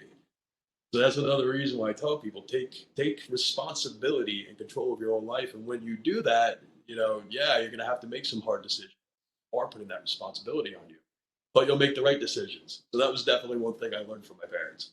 All right. Hey, let me ask you, all right, your foundation, all right, because we've had you for an hour. So I'm not going to keep you all night, but your foundation, and then I have two other real fast things. But your foundation, tell us a little bit about the foundation that you're starting. Yes. So it's called Paint Your Paradigm. And it everything I've been talking about to children. You know, so a paradigm, I don't know if you guys are familiar with a paradigm, but for anyone who's not, in your first 7 years of life, that's when you're essentially taught how to perceive the world, kind of when that happens, you know. And that's called your paradigm, and that exists in your subconscious. You know, so when you have kids that are like in gangs and like, you know, in a bad life, they have an understanding where they need to do certain things in order to survive, and then breaking that understanding is very new because that was life, that was the world to them. So essentially, what it is it's an art class, and what I do is I essentially teach these things while encouraging, you know, them to be creative. You know, because basically, like art in itself is manifestation. This existed in my mind before I ever put it on camera. You know, so one of the lessons, for instance, like I'll tell my children, you know, sculpt your spirit animal hybrid, right? Just something cool that you put together. So for me, I would tell you if I were to sculpt my spirit animal hybrid, that would be the lion and the gorilla. You know, so if you ask me why the lion, it's because the lion, you know, he kind of he's the king of his domain. He doesn't really move much. You know, the lionesses do the hunting. He'll like let his kids climb all over him and stuff. But if the lion does get up and he does move, he's going to cause some damage. So that'll tell you a lot about me and my personality right there. So that's essentially what we use, because if you ask a child to open up to you, they're not going to do it. So that's a way to almost get them to do it without realizing. But yes, that's what the whole thing is geared towards, is encouraging a different way of thinking, because your mind does literally control everything. That's cool. Can I? And if you guys have any questions, or if not to his anything last part when you were can I show saying, you guys? is that your thing? Yes, it was called Amy's O. Now, don't it wasn't a Skinamax. I mean, it was Cinemax. I haven't heard that name, in a long okay? time. Cinemax. Julie Bowen. Cinemax at Everybody night. knows who Julie Bowen is? Claire on Modern Family. Yeah. Yeah, the blonde, Yeah. right? She was in the movie with me. All right? With you, right? She was in the movie with you. She was in the movie, and I was in the movie, so that would make us in the movie together, wouldn't it? Right, sure. Just switch. Absolutely. Hey, but going back to what you were saying, you know, with the lion and all that, you know, I do a little coaching with football and stuff like that. So, but when I coach like the little kids, and I'm trying to get through to them to like, you know, step up in your mind and your game and stuff like that, I always try to like, I'll say, you know, like who's your favorite superhero or whatever, and he might say Spider-Man or he might say Batman or whatever the case may be. So then when we attack a drill and they're very scared or timid to do it, I say, is Spider-Man gonna hit it like that, or you think and then, you know, that kind of like, you know, it kind of brings them to like, yeah, you're right. Spider-Man wouldn't hit the bag like that. I'm gonna hit the bag, you know, more like Spider-Man would hit the bag. You know what I mean? So like you saying, you know, comparing the lion and this and this and that, I get I get. Might not be in the same realm of how you're thinking, but I mean, I get it. You know, sometimes you got to say certain things, and it makes people step up in a different way. You know what I mean? So. You know, I used to teach this with my sales teams, is that there's this word motivation. Motivate. You got to motivate your football players. You got to motivate your students in our class. You got to motivate your sales team. Motivation is nothing but manipulation. What you're doing is you're manipulating someone to do something that they really want to do, but they just don't have the ball, they don't do it, or the focus to do right. it. You're tricking them into doing it. So if you're convincing me that I'm Spider-Man and now I'm going to go do what I should have done as AJ, but whatever it takes. Right. I had a guy one time, man, he was telling me, you know, like, who's these famous people that, you know, they give all these power talks and people pay thousands of dollars and stuff to go listen to them talk. Right? That's right. It's Brad Swanick. Yeah, well, my boss at my old job told me, he told me, this is for people that like to be told what to do. So kind of like what you were just saying a little bit, AJ, you know what I mean? It's like, you know, you want to do it and you know whatever, but sometimes, you know what I mean, people pay this money for somebody to tell you what to do when you already know what you want. You know what I mean? So that's one of Alan Watts. He's like one of my favorite philosophers, and you know, he speaks on that all the time when he's like talking about people that go to places to meditate, retreats and stuff like that, and he talks about monks and things of that nature. But the fact of the matter is that all of it is a sham. You already have everything you need in here, and that's one of the I try to tell people. Like, I had this woman, Amy, who I was debating working with, nonprofit, which we'll see how that goes. But she says to me, you know, you need to make sure that you trust people, you know, because she was essentially telling me I needed board members and things. So then I said to her, I'm not necessarily untrusting, but I only trust me. That's it. It starts and stops here completely. I don't put trust in anybody. I make things happen. So no, I don't trust anyone to go and make anything happen on my behalf. You know, and then she says to me, well, wouldn't you want your kids to trust you? I said, no, I don't. What I want to do is encourage simply a different way of thinking. But if there's one thing that I can teach people, it's that don't assume that anybody knows that much more than you. Don't assume that anybody is that much smarter than you. It's okay to take other people's opinions and use what you think is right from their opinions, but don't assume that you're incapable of doing what they did. And I actually have a perfect example of this. So I have this meeting coming up with Adam tomorrow. Schwarzenegger is very possibly going to join us. I also have his crypto wallet and his certificate of authenticity, as well as Adam's. So now Adam is here from Budapest, right? So I don't know when he's going to come back. I don't know when I would ever have time to get back out to Budapest. Schwarzenegger is not exactly easy to get a hold of. So it was very important that I had these things ready to go. So I have my two guys that do crypto, because I'm not a crypto guy. But now I'm a crypto guy, but I'm going to explain. So I called Jesse, who he's my curator, and he understands the crypto world. He was sick. He didn't answer the phone. I called Greg. Unfortunately, Greg had a funeral to go to. These are my crypto guys. So I said, okay. I hung up the phone, but I sat down, and all day long, I taught myself crypto, and I managed to program the RFID chips, the crypto wallets, upload them to the blockchain, do all of those things that I needed to do. I figured it all out, and I'm not a tech guy. And when Greg wound up calling me at the end of the day, and he's like, "All right, let's get to it," I said, "No need. It's already done. Already Right. did it. Nice. Go check it out." Yes, because that's the mentality. Everybody is only human. And like I said, that's not to say that there aren't people that are masters in their craft that you can learn something from. Of course you can. Of course you can.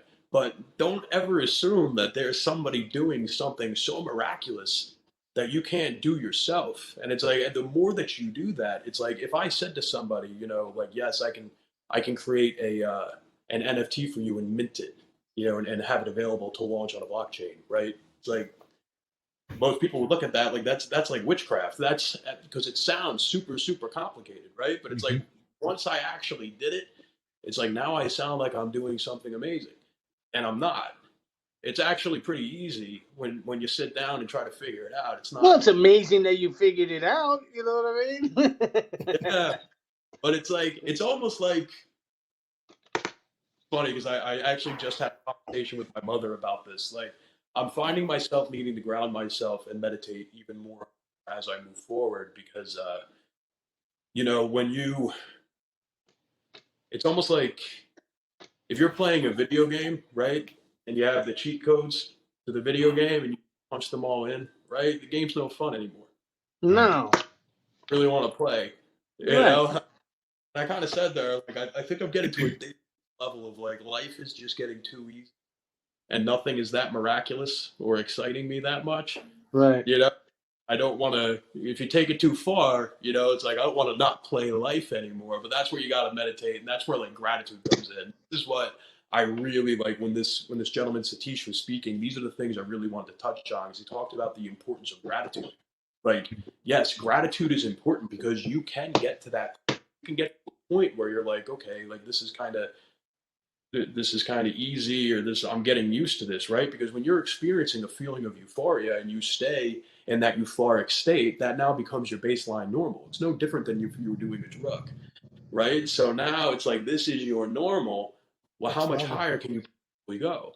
What do you have to do then to feel good? So that's the reason why it's so important to practice gratitude, because life is about what you're perceiving as being a good thing.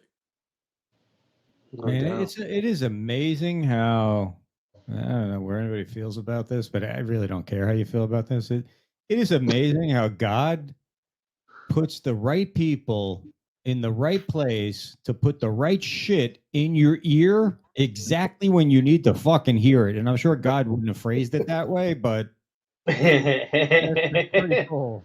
That's pretty cool. Yep. Amen. I love that. That's another thing that like, okay, when it comes to religion, so I am Christian, right? I'm Christian. I'm actually born again Christian. I was baptized against COVID.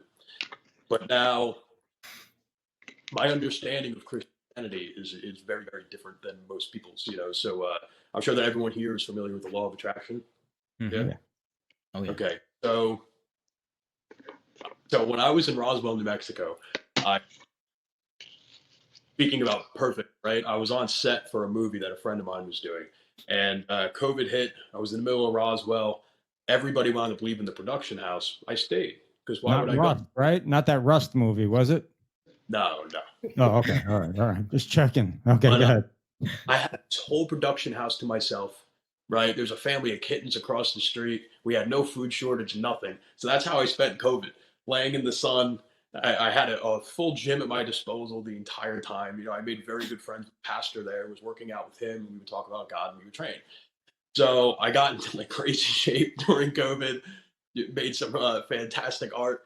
It was really nice. But when we would train, we'd be talking about God, and I would talk about the law of attraction.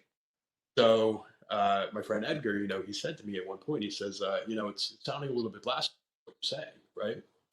So I said to him, I said, okay, do me a favor, read me the first passages of the Bible, right? And he does. And in the first passages of the Bible, it refers to God as he. So I stopped him. And I said, okay, so he. So God is a man, and he has male genitalia. The he. That's what that suggests. He says, no. So I said, okay, so then the first passage of the Bible is not a direct translation. So that means the entire thing is open to interpretations. And I said, okay, if God's not a man, what is God? And basically the way that he described him was he was essentially saying that God is all around us and he's in all of us, and he's always been here and he'll never die.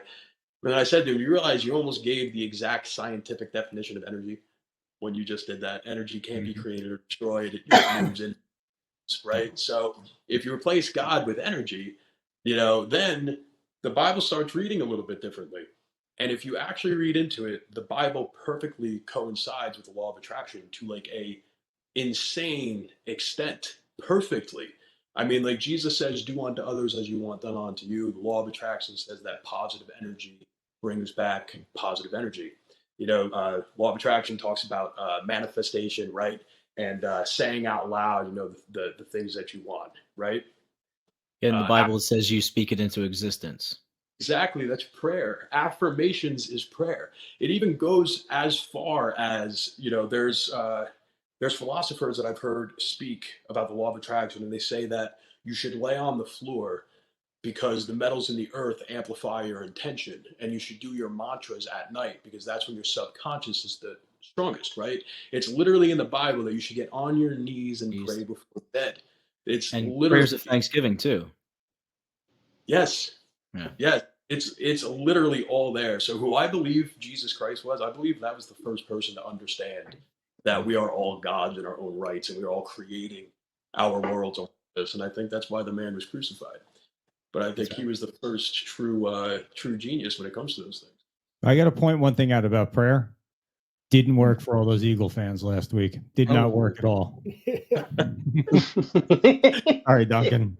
That's all right. All right. So where this was awesome, man. I appreciate you coming on. What are we looking out for? I mean, last week me and Duncan, our show, but me and Duncan were lucky enough to go out to Radio Row, Super Bowl, where it's awesome, and we broadcast from there. But we got to meet Carrot Top, which was kind of cool because Carrot Top was goofy, but we met Anthony Ramos. So I had no idea who this guy was before he sat down. And he's in, if you don't know who he was, he's in Hamilton, and he's going to be in the next Transformers movie. This kid was awesome. And it was cool. Oh, I know you're talking about the Puerto. I think he's Puerto Rican. Yeah, from Brooklyn, Puerto Rican. He reminded me of you. You went on a know he blast is. with this guy. But got to meet how him, huh? cool.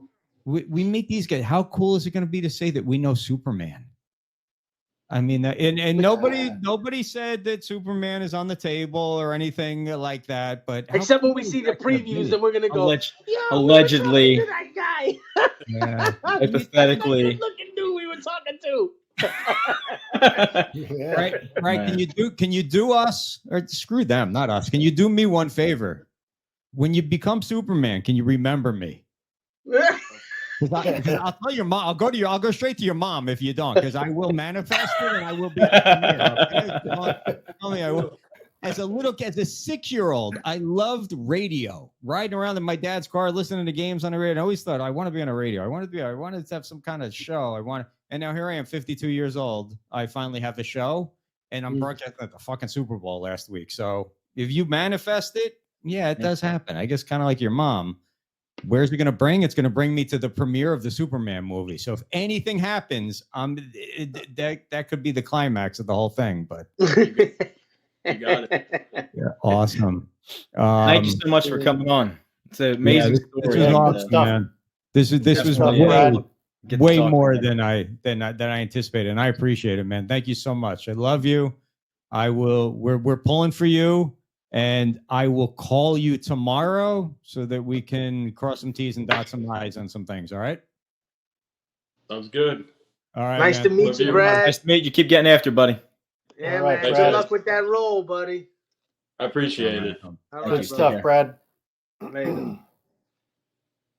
Wow, that was good, huh? Or is it Yeah, just it me, or was. was that good? No, that was good. Damn. dude. And how cool is it that he can't say? He never said that he was No. was going for the role of Dude, Superman. the minute I got on, when I came back from dealing with this dude with the car, bro, I said, that's Superman right there. You should have told the dude with the car. He said, "Dude, stop screwing me over. I got Superman in the other room." Yeah, man. Well, I didn't know he looked like Superman, but yo, that dude looks just like Superman. That's what I was like, damn. And then when I was looking at him on the internet, he's got a picture in the Superman outfit. Yeah. And I was looking at I him think It's just with confidence too. This guy. That's it. Oh, yeah, he's it's just loaded it's a with great testament to that. He's You have a loaded goal, you with go after, confidence. you put in the work. You know, You it's the you same have to way make that it I happen. see. This is the same way I see AJ. I see AJ the same way.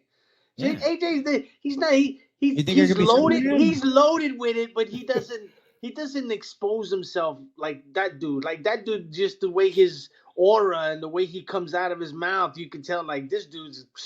He's fucking got so much confidence. He's probably bagging all kind of fine ass females and shit. So But I see AJ the same way. AJ's a no quitting time kind of dude. You know what I mean? So hey man, more power to you.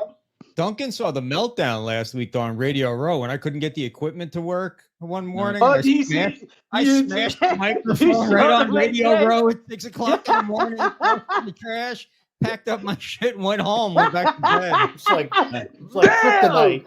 Bill! I didn't see anything, man. Soprano come out, man. I don't see anything, man. Oh, Duncan, you're on your own for this show, buddy. I'm out of Yeah. here. I don't see anything. man. I know nothing. I see nothing. And I scared the crap out of poor Rob Shumay from Carico, who was our sponsor.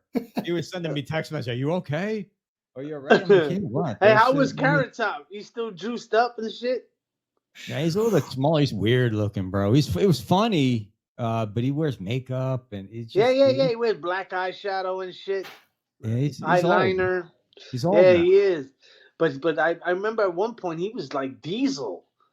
Yeah, He About was a decade Diesel, ago. dude. Yeah. But he had a lot of acne and shit going on when he was doing that, so he was definitely juicing. Steroids, yeah. Oh yeah, he's juicing for sure. For sure. Well, he's in good shape, but he's not packed like that anymore. He still has his residency over there? Yeah. In He made a whole Vegas? big joke about that word residency, but yeah, it was. Really? He was on Tuesday's Tony That Bruno show. motherfucker's and he been went- out there forever. Yeah, and he's not going Forever nowhere. that dude's been soon. out there. He has the longest established residency in Vegas, continuous. He's got to. Yep.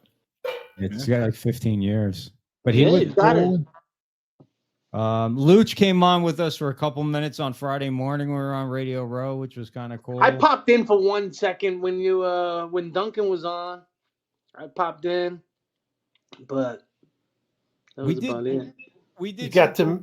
Nick, we did what me and you used to do, man on the street. Because day one we were having Yeah, equipment issues. So I said, Duncan, or we decided. I didn't say. We decided Duncan would be the anchor man, and I'd be the roving reporter.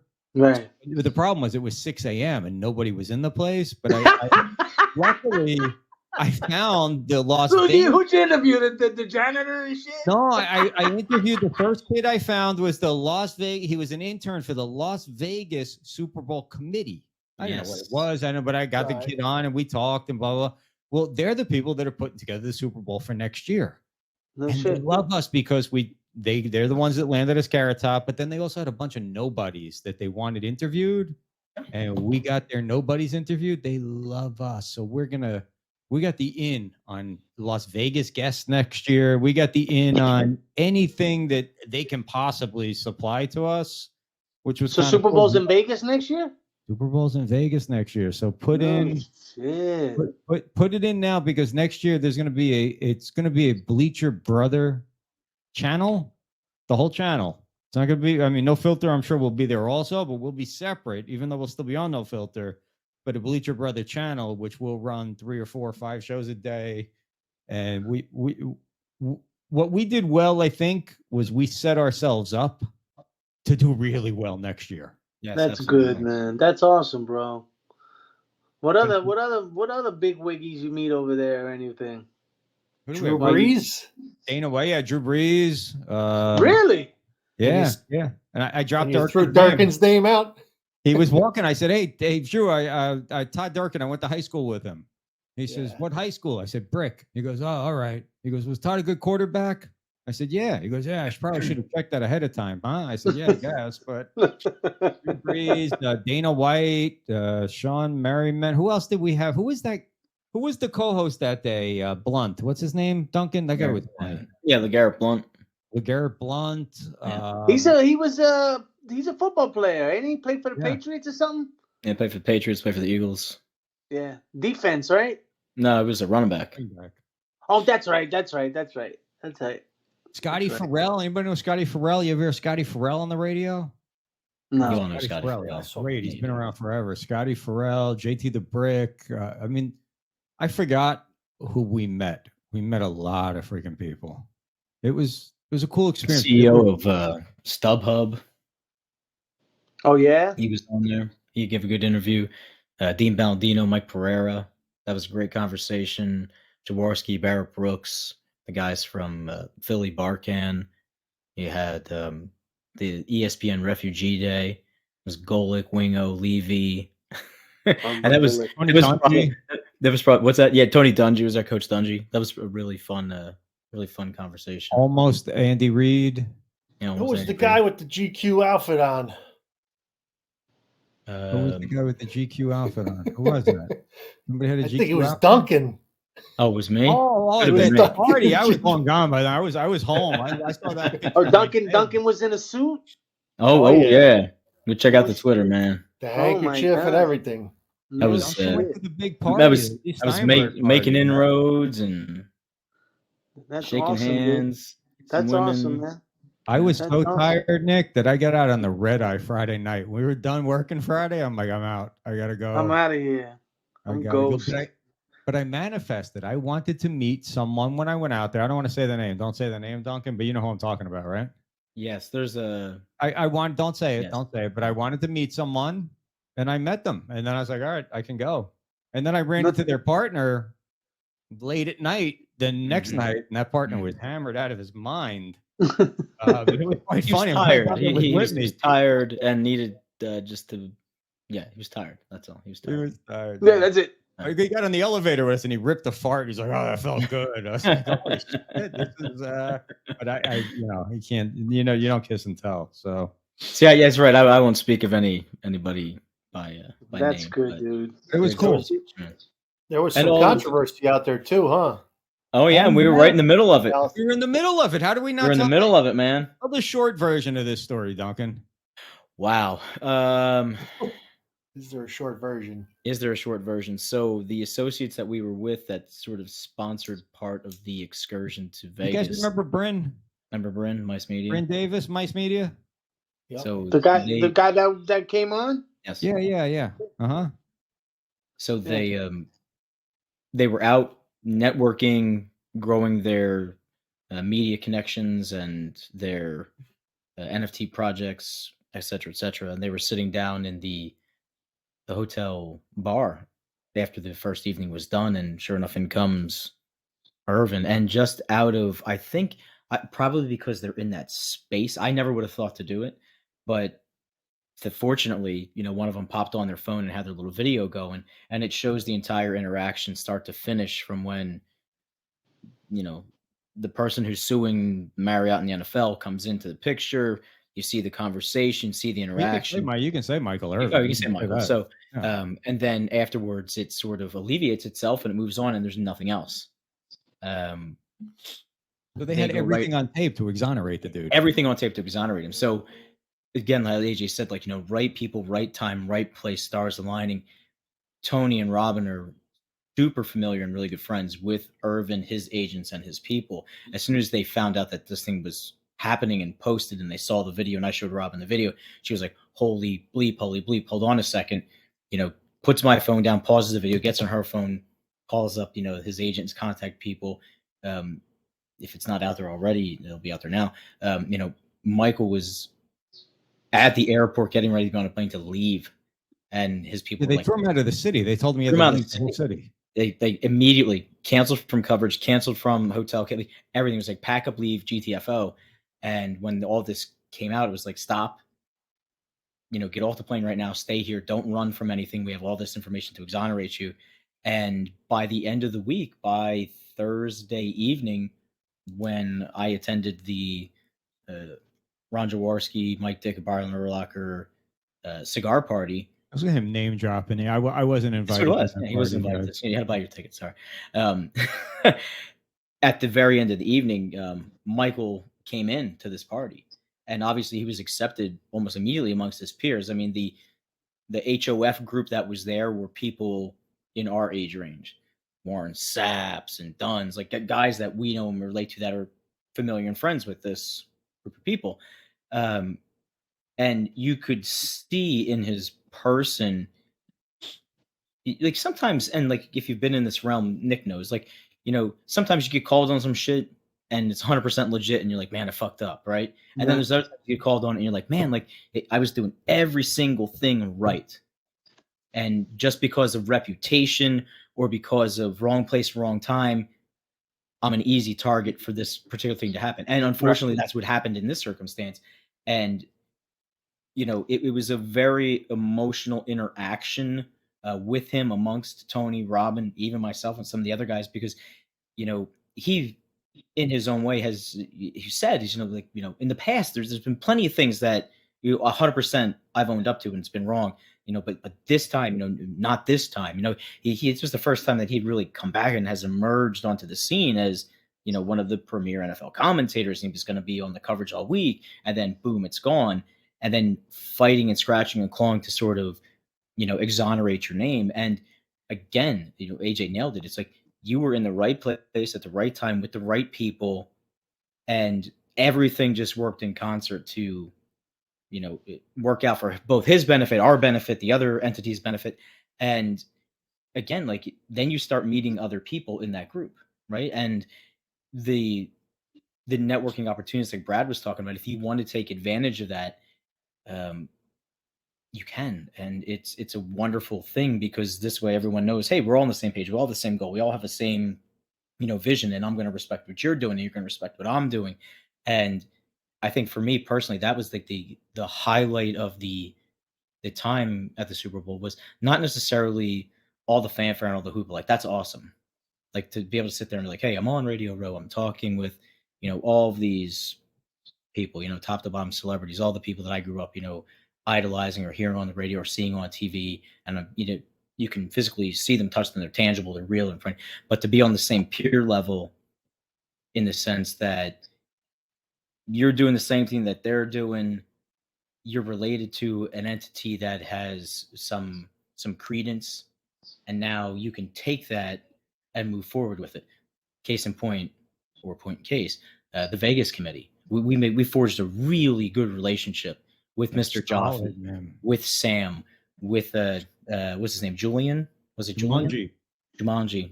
That was right from day one. Right from day one, right? And you saw that, Ant? That was like at 6 o'clock in the morning on day one. I found that kid. He was the only guy in the building. So I'm like, hey, I'm going to interview you. and you knew it had to be something that was worth fostering, because as the week progressed, we were positioned in a good spot for flow of people, but it seemed as if every event that we attended, everything that we sort of put ourselves in position for, they were there as well. And again, it's setting up for a really fruitful, trip to Las Vegas for Bleacher Brothers, for No Filter, for Tony, everything else that follows suit. But you have to be willing, like Brad was saying, that when that opportunity presents itself, you don't let it come to you. Get out there and go after it. I walked up to every single person that I could walk up to, put my hand out, introduced myself, made my connection, handed out, the card, because when are you ever going to get another opportunity to engage on the show? Let me tell you how this guy engaged. All right. So we're coming down the escalator. All right. So he's in front of me. I'm standing facing him. He's facing me, and he's talking to some guy behind me. He's like, hey, Jim, who you got in the game tonight? And I hear Jim. Oh, I got the Chiefs. Fucking Jim Rome. He doesn't tell me, hey, Jim Rome is standing right behind you. He's just bullshit with Jim Rome. Doesn't tell me who it is. I'm like, all right. Joe, so I think my personal fanboy highlight the whole time that I was there, one of our helpers, associates, whatever you want to describe it as, was having the football players sign autographs on the ball. So the prior day, Solomon Wilcots was on with Eric Burns, and they had some huge technical difficulties. So I just real quick whipped out, the phone, started recording it. That goes off the rails for a second. And I started asking Solomon about the 88-89 Super Bowl where Montana had the drive and he threw the ball to Taylor on the post route, and everybody was beaten. Taylor basically walks in the end zone for the touchdown with like 14 seconds left, right? So Wilcox is like, man, we lined up, we saw him, we divided the field. Once he came across the center and he peeled off and no one chipped him or no one touched him, there was nobody there to get him. It was the easiest pass in the world. He said, Joe just looked back right over the head of the center. Taylor's waiting. He walks in. And I was like, well, don't you look at who lines up and position yourself in that sense where are you paying more attention to Jerry? Are you paying more attention to Brent Jones, the tight end? Are you really concerned with Taylor in the slot? And he's like, no. He said, you're dividing the field. You're playing defense. This is your assignment. As long as you, engage and interact at some point and you peel or you pinch, hopefully that's enough to stop, the play from development. Obviously it didn't. So Joe Montana sits down with the Special Olympics behind us. He's not doing anything else. Special Olympics conversation, blah, blah, blah, blah, blah.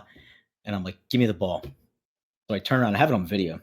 I take the ball from this kid, and Joe gets up, and I toss it to Joe Montana. Joe, being Joe cool, cradles it in one hand like this, takes it and kind of flips it back to me. As he's flipping it back to me, I say to him, hey, we had Solomon on the program yesterday, and he told us that had you thrown in his direction as opposed to the right side when Taylor came across, towards Jerry, he would have picked it off and the game would have been over.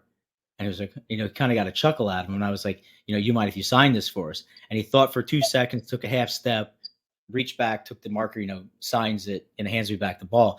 And it was just so surreal in that sense that here I am having a conversation with Joe Montana about something that I watched as a kid,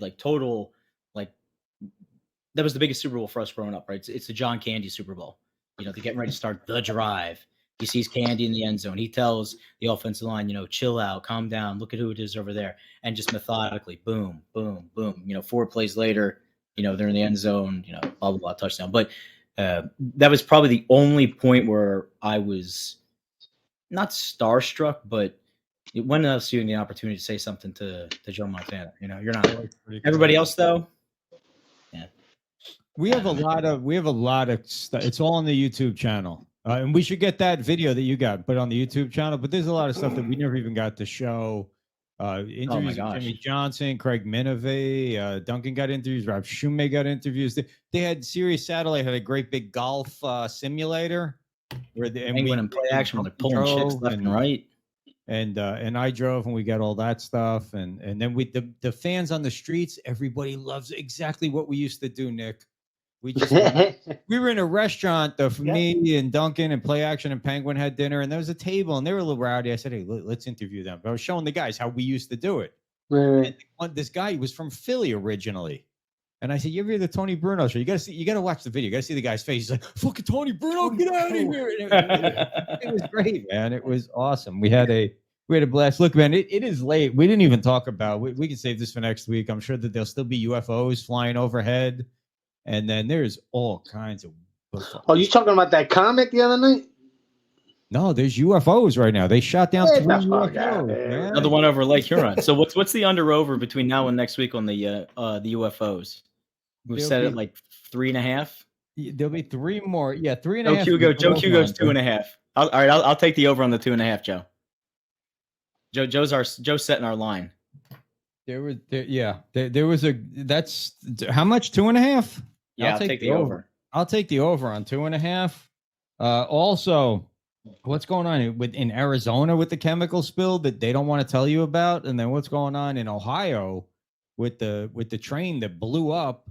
Yep. Because shelter in place, but it's okay to come home. But now you better leave again. The world is coming to and they're locking reporters up for reporting on this. I mean, it's absolutely insane. Coming up, you know what? I won't do it. Next week I'll play 2 commercials with a sponsor. We have an actual sponsor, Carrico. I'll give them 2 commercials next week. Coming up, guys, check the listings. Everybody watching this, check the listings on No Filter. We got a lot of shows. We got the Philly Guy Speaks is on tomorrow night. We got Into the Nightcap on Friday. Duncan's got his show on Friday afternoon, Pouring Perspective. Rock and Reese has shows. On Monday, I'm doing a show on social media strategy for business. Palm Beach Capos has a show. Luker's show is absolutely awesome with Play Action on Monday nights. Nick, Nick, they announced Tyson Fury is fighting Usyk. Yeah, I saw that. Right in time for our show that's getting ready to start. But here's what's pissing me off. I had planned, and I even told these guys, I think, and I talked to Play Action about this, maybe going to Vegas for Cinco de Mayo with me and you to cover a big fight. Oh, Canelo's fighting in Mexico. No shit. Yeah, he's decided to fight in Mexico instead of Vegas. It's going to take less money to fight in Mexico. I'm not going to Mexico, Nick. Why not? I love boxing and I love the show, but maybe we can go to the Javante Davis fight if that one happens. And Garcia. Yeah, wherever that. I don't even think they announced where that is yet, but I'm guessing they still haven't decided. They say they want to go into Allegiant. Allegiant in Vegas? Yeah. In the stadium? Yeah. Oh man. That's what I heard. Well, there's got to be some big. I heard that from their mouth. Oh, teasing it. We got anything you guys want to? We got a knocker. I think let me go look real fast. I'll bring him on. I mean, I know it's late. If I know that Nick's got to get up early, I'm not kicking you off, Nick. Stay. But Nick's got to be in a place with the time of that guy, you know. to do that thing. Yeah, you gotta go do that thing with the guy. Do that thing with the guy in the place. He actually said what happens in Mexico is got to deliver a gun. Yeah, exactly. Yeah, he's got to deliver a gun. Oh yeah, my wife said they'll call you tomorrow. Okay, yeah, no problem. I was just busting chops. I know you were, but I'm in no hurry. But seriously, call me. We're fully stocked already, but yeah, I'm good. And we met Play Action and Penguin in person for the first time. It's good dudes, man. Yeah. Really, really, really good dudes. They make me laugh, so I'm pretty sure they're cool guys. Oh yeah, they make me laugh in person too. I don't know what happened. I brought Trevor on, but he's not popping up here. So, and Luch, what's going on with our hockey show, man? And then we got to get Ron together for Dragontown. I mean, before you know it, it's going to be Dragontown time. Yeah, puck drops. The puck drops here, man. It's going to be the name of the NHL show. Nice. It's got a name. Woo! Where's my? I didn't use my board at all tonight, man. I got so used to not having a board in Phoenix that I got applause somewhere. Say it again. What's the name of it? What's the name of it? Puck drops here. The puck drops here. Puck drops here. Yeah! Woo! Hey, man! Yeah! That's a cool name. The puck drops here, huh? That's right, man. And when's it kicking off? I'm thinking about a week and a half. So. What the puck? Did you see the intro? I worked some hockey into the intro. I worked basketball into the intro. I worked baseball into the intro. I worked horse racing into the intro for Joe Q. I worked just woke up. I had to restart the computer. That's why. Did we wake you, buddy? I'm sorry, Trev. I know I still don't have an Eagles jersey, man. I tried to go to the NFL shop when I was out there, and the line was like 3 hours long. Dude, you're good. Dude, you're good. I'll get an Eagles jersey. I'll wear it all football season next year. I'll wear an Eagles jersey every single show. Hey, no worries, I know y'all are getting ready, but I'm gonna log on out. You guys have a good rest of the week. I'll catch up to you guys next Wednesday and touch base with you. All right, touch base with me. We'll get together. All right, brother. Have a good one, Nick. Hey, y'all be good, man. All right. All right. All right, man. See you, bub. Man, thank God he's gone. I'm just kidding. Hey, man, everyone loves Nick. When he starts telling his story about I got to go somewhere and do something, and I was in the strip club, and then he's selling a gun. I mean, I get text messages. Caymans. I got a guy. Yeah. He got a guy. My phone goes. It's a good guy to have. With people loving. It's good to have a guy that knows a guy, though. It's a good top 5 type of guy that you need sometimes. I know a guy that has something, you know. Yeah, Nick does know some guys, that's for sure. Yeah. So the puck drops, Trev. Your podcast, man. Tell us about your podcast. We don't talk about it. Just tell us where can we listen to it, and then I'm going to ask you in person, just so that you know. I'm going to call you in the next couple of days. I'm still recovering. This is how busy Radio Row was. It was fucking. Dude, I figured you're like dead, and I was like, I'm not going to bother him. I know he needs some time to recover because that's like I can say that's a horse and pony show. It's like you gotta kiss people, hand people, shake hands. You gotta be on your game, man. I've been ducking this guy for a week and a half now. Well, Duncan, I have to talk to you in person with something private. That's why it's not good. I don't want to talk. Okay, all right. That's why. All right. But no, we're going to talk about when is the Trevor Upper Bowl podcast going to come to Bleacher Brothers, because Joe Q will tell you that Joe Q was funny. It was cute and it was funny last night where he's like, "Holy shit, I didn't expect this many people to be watching." And I'm like, "Yeah, baby, that's how we roll." So, but I understand that your podcast is highly downloaded already. So So I want to get together. And I just have to. There's a lot of red tape I have to go through. I'll talk to you about that, AJ, as well. So. That's where Nick and his friends get involved. That's all. And I know. It also includes my job as well, so I can put it through there. So no, I got you. Yeah, Upper Bowl podcast. We talk. It's me now. I just have guests on. I want to talk sports with and other stuff that's going on. Funny enough, we have Joe Quillen on this week. Actually, he's gonna be one of the guests we have. He is in the chamber right now. He's going to be released with Russ Joy from Crossing Broad and also from Snow the Goalie podcast. He does with Anthony Sanfilippo. You may have probably seen him on Crossing Broad, also covering the Flyers for so long for the Delco Times. And he does the podcast with also former Flyers defenseman Chris Terrian. He was Eric Desjardins' D partner, by the way. So we're having Russ Joy on. So we're talking Flyers and we're doing the state of the NHL. I feel like it's needed. Especially, I could say this as an unbiased hockey fan. It's not in a good place right now with ESPN. I'll say that. Hey, Luch, man, you should hook up with Trev and try to get Trev as a guest on your show. Because Trev knows hockey. Sounds good. Luch, so we have that coming up this week. That's probably gonna drop tomorrow night to get you ready for your weekend and stuff. There's also a big NHL outdoor game. I'm probably gonna talk about that as well. So.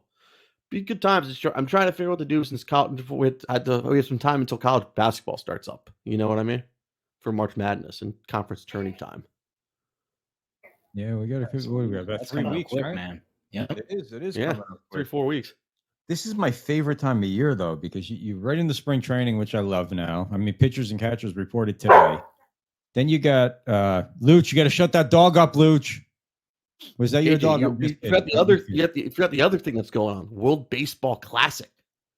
Yeah, I couldn't give a shit. WBC for me, it's entertainment that's on during the day when we're at work, so we have something to root and bet on. That's why. Are you going to go down to Lone Depot or whatever the hell they call it? Ion, Marlins Lone Park? Depot, Marlins. If Miami-Dade County Sheriff's Office Stadium, side of the Orange Bowl. If USA makes it, I'll go. If USA baseball makes it to the finals or whatever round it is for pools, if they make it, I'm gonna go and check it out. Root for the boys in red, white, and blue. I wouldn't go because I am in the process of purchasing a Kyle Schwarber USA jersey. I think it's the most perfect USA jersey to own, by the way. Yeah. Hey, did you guys see what Bryce Harper did yesterday in the airport? He signed a shoe for a kid, right? And he gave him a shoe. He didn't have. Kid wanted his hat signed. Harper didn't have a Sharpie. All he had was a pen. So he took his sneaker off and signed the sneaker and gave the kid the sneaker. It's both pairs of sneakers. No, it was just one sneaker. Oh, I thought it was both pairs. That's what I thought. No, he was walking through the airport with one sneaker on. One sneaker on Instagram, and she said, "How can anyone take you seriously, Bryce?" He's such a likable guy. I never have a problem with Bryce Harper. I don't care whatever he does. It's like he's the greatest person on earth for baseball and stuff. I think when you look at the pillars right now of baseball, he's like one of the top 5 pillars that can help out to market this game, which that desperately needs. How bad did the Yankees F up by not going after him? He would have been a perfect fit. He's a perfect fit in Philly, but he would have been a perfect fit in the Bronx. And with that, want to know what it is? Giancarlo Stanton. They traded for Giancarlo Stanton. That's what fucked it up, by the way. Yeah, but you're probably right. So apparently, this took place. Just want to break in for a second. Apparently, there's a meteor that just hit someplace in Texas. Did you guys see this? No. Yeah. No. Please explain. Meteor just hit Texas, someplace over It says South Texas. Meteor was just spotted by 2 aircraft over South Texas before residents report hearing a loud explosion and shaking of their homes. Fucking, we got meteors hitting the earth. Trains are derailing. UFOs are shot down. Have you seen the stuff that the train thing in Ohio? Like shit's dying. Yeah. There's a very good chance this may be our last show ever, guys. We got whales. We got whales dying at the Jersey Shore too. Yeah, I saw that. How it's like 9 washed up on the shore this winter. You see that? Right at the Manasquan. That's what it looked like ripping across the sky. Where are you seeing that? You get that on Twitter? No, this was on. Oh yeah, it's all over. Just Google Texas meteor tonight. Yeah. So the hashtag spotted by 2 aircraft. The hashtag for Ohio is Ohio Chernobyl. That's the trending hashtag now. Wow. Ohio's fucked. Dude, it's crazy shit going on. As someone who's lived in Ohio, that's the crazy thing I've seen in Ohio of all time. Like who remembers when the zoo animals got loose? That was near my college. Well, no, I never. I don't. Your social life is, yeah, up to you. But yeah, I literally I was leaving Arizona as that tanker thing was spewing out all its noxic chemicals and shit like that. What the hell is going on, man? Like, it's so bad. Like people who are driving trains, I feel like they just did like the quick University of Phoenix class to how to drive a train, and they fucked up huge. Pretty much. Yeah. And now we have these problems now, which is wild. So I'm not seeing anything about this meteor. I'm seeing that Chris Cuomo said he was going to kill everyone and himself after being fired from CNN. Good for Chris Cuomo. Just all you see. I guess we didn't get that lucky, huh? We need Brad back in literally here. type in Meteor, Texas. That's all I need to do. Yeah, but we need Brad back in here to do a positive spin on this stuff. What's the positive spin? If Brad was Superman, positive spin? I said we need Brad back in. We need Brad. Yeah. Got one word for everybody. We all like spring training teams that are coming down to South Florida. I on the West Coast I do. On the East Coast I couldn't care. There was a shooting in El Paso Mall today, or are they talking about old stuff here? It says El Paso Mall shooting. There was a shooting outside of a Pittsburgh high school today too. There you go. Earlier. That's wild. Yeah, I have no use for spring training teams on the East Coast here, Trev. Where we're at. For me, I like it because it's 30 minutes away. If I get bored, I can just go back to my place. That's why. Yeah, I'm not interested in the teams. The Mets maybe a little bit, but as far as the Marlins and the Astros and the Nationals, I couldn't care less. I look at it as, for me, it's just like if I need something to do for like a day, I'll just go because it seems like close by. Like I don't want to drive across state, just for a day trip. I used to do that all the time. I just don't want to do it anymore. Make it like a 2-day trip. That's what I'm going to do. I gotta figure out time for a work schedule, because I found out we another team coming back soon in March, actually. So yeah. Have you been to the Red Sox in spring training? No, that's the one I want to go to, actually. Yeah, me too. I haven't been there. I went to their old stadium, but I heard that one was a dump. I was told by people. Yeah, there's quite a few dumps. I mean, I think that the Twins Stadium is a dump over there in Fort Myers. I think Baltimore plays now in the one that Cincinnati used to play in, which is a real dump. The one that I liked the best, that was my favorite, got effed up in the hurricane. It's the Tampa Rays spring training stadium. Or they Port Charlotte? Yeah, Port Charlotte. So they're not doing their spring training there. They're splitting it between Disney and Tropicana Field. Oof. Funny enough, the Red Sox and the Phillies do some spring training this year. They do what? The Phillies go down to Fort Myers for spring training. March 2nd. Yeah, that's not that far. No. It's I looked at it, it's like 2 hours. I think we should, if Duncan wants to do a road trip, if he wants to. Road trip. Yeah, tell Tony to come along as well. If we can do a little spring training baseball action. Duncan may be doing 2 road trips. He may be going to Arizona with Play Action Penguin to do some spring training out there, and then come More down road here trips, and do more some of content, that. though. That's the name of the game. Am I right? That's it. We are going to bang out so much content. And Luch, are we planning a trip down here possibly for spring training listen, or what? How far is I'm Tempe? trying to work Tempe it out, from you? man. That's pretty I far. don't know if I'm going to Where? be able to pull it off or Tempe. All right. Tempe That's from close. That's close. It's right there by the airport, right? Tempe, Arizona. where? Yeah, it's like 20. Yeah, it's the Sun Devil Stadium, right? How you guys do this? Yeah. This thing, right? The hook thing or whatever that is. Forkum. Yeah, Forkum. That's I'm trying to pick up the lingo. Forkum, but it says Tempe at Diablo Stadium. I'm guessing that's got to be the Sun Devil Stadium. You could see some good college baseball there, anyways. Yeah, San Diego, the Giants, the Dodgers, Gigantes, and Baltimore. I'd love to see the Giants, man. I got the Cubs are in man crush for Mesa. Yastrzemski. Are they in Mesa? Yeah, they're in Mesa, by the way. And Solon Park is very nice, by the way. Oh, and a spring training stadium that no one ever talks about is where the Tigers play in Lakeland. That's a pretty cool spring Tiger Town, training stadium, USA? too. Yeah, it's a really cool Joker McCant Stadium, I think is the name of it. Okay. What's the under-over on Tom Selleck showing up? Because I'll be there for that then. What's the over-under? We'll see Kirk Gibson getting hammered out there in the bleachers. Oh, listen. I need to say this. Go ahead. Say it. So I heard somebody make commentary on this Mahomes things for the Super Bowl, and they made the reference to it being like the Kirk Gibson home run, 88 for the Dodgers, the way that he came back onto the field after halftime and he pushed himself through. Listen. Please. Someone said that. Please stop Nick that. Wright? It could have been Nick Wright. I mean, like, check yourself. Find some context. Never make that correlation ever again. Ever again. No. Sorry. I wanted to, like, rip my hands through the computer and shake some sense into the guy. Or a girl. I don't know. I stopped reading after Mahomes had a Gibson-like performance. Was that on the? I think someone on the Athletic would say that as a headline. Yeah, I was like, click, goodbye. Credibility lost. 0. Yeah, 0 credibility, dude. Sorry. I just no. Okay, Anyway, sorry. I'm Just get looking off my chest. everywhere, bro. It's not a trending Dude, hashtag no, on Twitter. I'm just- on Drudge Report right now. Look, News.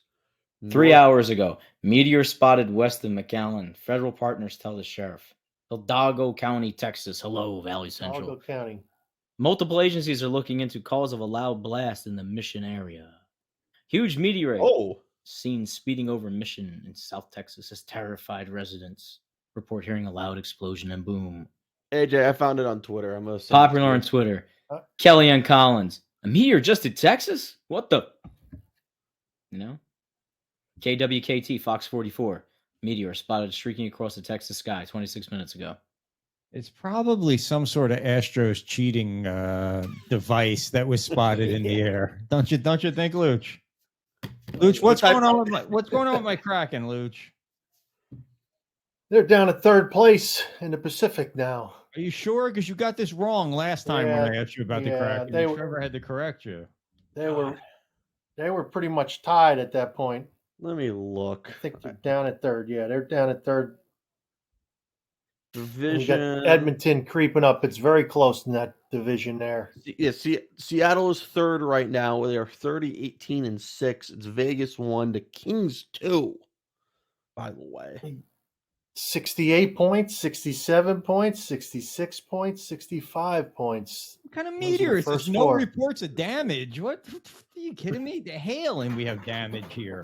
Go to I will Los say- Angeles. If it rains, everybody's in car accidents.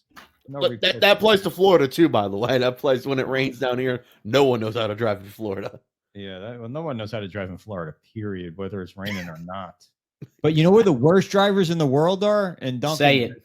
Say it. Arizona. They're Say it. insane in Arizona. Oh I was my almost God. in more wrecks in one day, and I didn't drive anywhere. I stayed downtown all week. Duncan drove the car. I walked back and forth every day, but it was they're the worst drivers. But Play Action warned us. He said, just go with it because they're all packing heat. So don't mess with them. That's what he said. Can we do our power rankings of worst drivers? I think Numero uno is Florida. Not even close. Not even close. Arizona is the. Have you ever driven? I've never driven in Arizona before this. Horrible. The worst. Want to know what it felt like for me? I was at 95 all the whole time in South Florida for me. It felt normally. I will throw Arizona at 1, 2 Florida, 3 Ohio. No matter where, if it's Columbus, Cincinnati, Cleveland, I'll give you Dayton 2. The worst. Michigan 4. They'll drive you over and make sure you hit a pothole, and it'll make sure it'll wreck your car and a rim. Lakewood, New Jersey is number 1. Jersey's 5 for me. Jersey's 5. The problem with Jersey is once you leave Jersey and you go back, the fucking jug handles are unbearable, dude. All turns from right lane. It's just and then every once in a while Jersey throws in a left-hand turn, but you're in the right lane, and then you got to get all the way across because you're expecting to have to be in the right lane or a circle. Traffic circles, yeah. Oh man. I will also throw Massachusetts too. As someone who's driven through Boston, that's the worst. Driving through Boston or the Mass Turnpike, the worst. So what I'm going to do is I'm going to remove the metros from the equation, right? So like when you go into a metro area, you automatically assume that the volume of traffic sort of dictates the different reactions out of people, right? So you look at the Beltway in LA. Oh yeah, like there's like you get on the 405, you start coming up the coast. Like there's just so many people that you have worse drivers, but not really worse drivers because everybody's in the same situation. You're not moving, so they can't. It's hard to be right. Yeah, they're not moving. It doesn't matter, right? Right. And you go to places like the downtown Phillies and it's a grid. You go to New York and it's a grid. You go to Chicago and it's a grid. But to your point, right? Florida's pretty much open. Arizona, outside of like really downtown proper Phoenix, right? It's pretty much open. Jacksonville, San Diego, Norfolk, where you have all of these different military people, that shit gets kind of crazy with driving. But man, those Arizona folks, I don't know. You have to factor in the mental state as well. And I was talking about this earlier on the Point Perspective show. Like they're just in a different gear. Like, yeah, it's all right. They're all high, man. They're all. I mean, like I lived in the islands for 2 years. People in the islands, as cool and laid back, man, as it was to be taking it easy, they're still like, we got to be going to where we're going now. Like, get the fuck out of the way. Out there, it's just like, Fast and Furious style, nitrous go. Not even paying attention, completely oblivious to anybody else on the road. I mean, and then the worst is like when the chick, yeah, I said it, the chick in the Prius. I'm trying to come in and merge over. Can I say the plug? Can we say the plug? She's rolling up with her little Prius, and she's laying on her horn, and she's looking at me like, "What the fuck?" And I'm like, "It's a fucking merge lane. We're getting off to get onto the 101." I'm like, "You're supposed to let me in." I'm the asshole with the problem. Then, of course, she does the quintessential move that I hate of all people when you're driving. And when you do this, you immediately confirm without confirming that what you're doing is wrong. Whenever the traffic then lines itself back up and you have an opening, those people take off. I've been known to do that a few times. Yeah, don't run away from after you. Nope. I hate that. I just want to. That's like Duncan, driving faux pas number 101 for me. Duncan, remember when I told you someone in Florida threw his vape at me? Oh yeah. Because he would not merge. It's like it's just supposed to merge, and he said, "Fuck you." I said, "Fuck you too, bud," and your fucking Tesla. Through his purple dinosaur fucking vape, whatever it was. I got it. I threw it right back at his car. Hey, let me play this. Let me play this friggin' spot. I mean, these people paid for this, so let me play this. It's 30 seconds, real quick, and then we can come back and I'm gonna wrap it up. You guys can stay on all night like this. No, you can wrap it up. Shows if you want. I gotta play this spot, so let's do this here. Get the edge pro athletes use. Recover faster and improve your body while you sleep with Carico's amazing grounded sleep system. Athletes use grounding all the time to help with recovery and performance. So there are all kinds of athletes, from cyclists in the Tour de France to football players like Aaron Rodgers. Grounding actually decreases muscle damage. And what we found is that when you're grounded, those markers actually go down. So you're actually having less muscle damage, which means you're less sore and you recover better. True story on that bed. I've been sleeping on that bed for 7 years. Unbelievable. Changed my life, that bed did. Crazy cool. You gotta be grounded, man. You gotta be grounded. Yeah. When I was out in Arizona last week, I couldn't sleep to save my life. And as soon as I got home, I've been sleeping like a baby. I just can't get enough of it. But this was an awesome show tonight. I appreciate. We missed you and we missed Nick last week. And I'm telling you, put it on your calendar now. I don't know the date, but 10 days leading up to it is so much stuff. We could keep going on and on and on last week all night long, but seriously, we'll be out there and we'll be strong, and we're bringing like 20 friggin' people with us because you need that many people to handle everything that there is to handle. But oh my God, we will be back next week at 8:00. Look for the puck. What is it? The puck drops, or Puck what's drops it called? here. Puck drops here, coming soon. Check the listing sometime by the beginning of March. End of the we must month. see an End of the episode. month, beginning of March. All right, cool.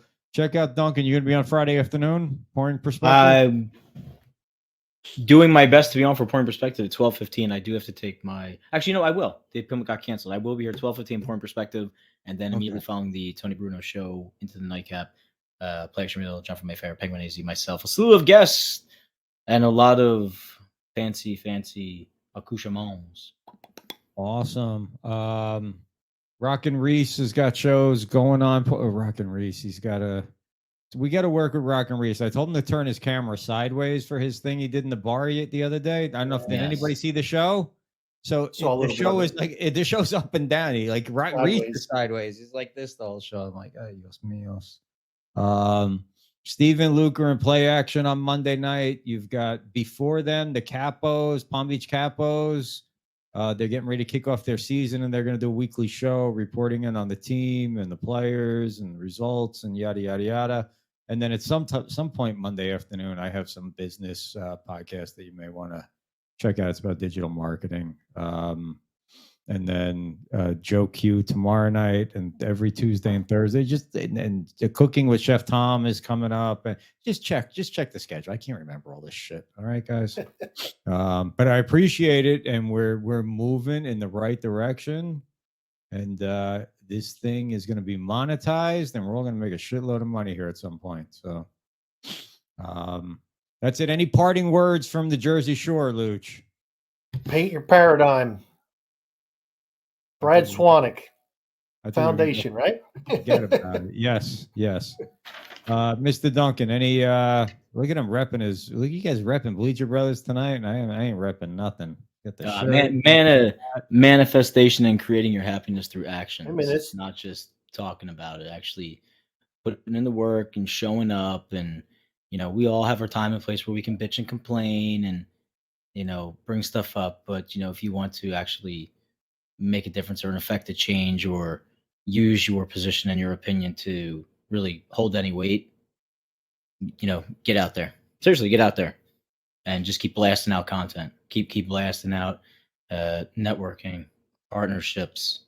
Go find people that are, in the same avenue as you and collaborate and make it big, make it happen. Draw the attention, to the matter that you want to support.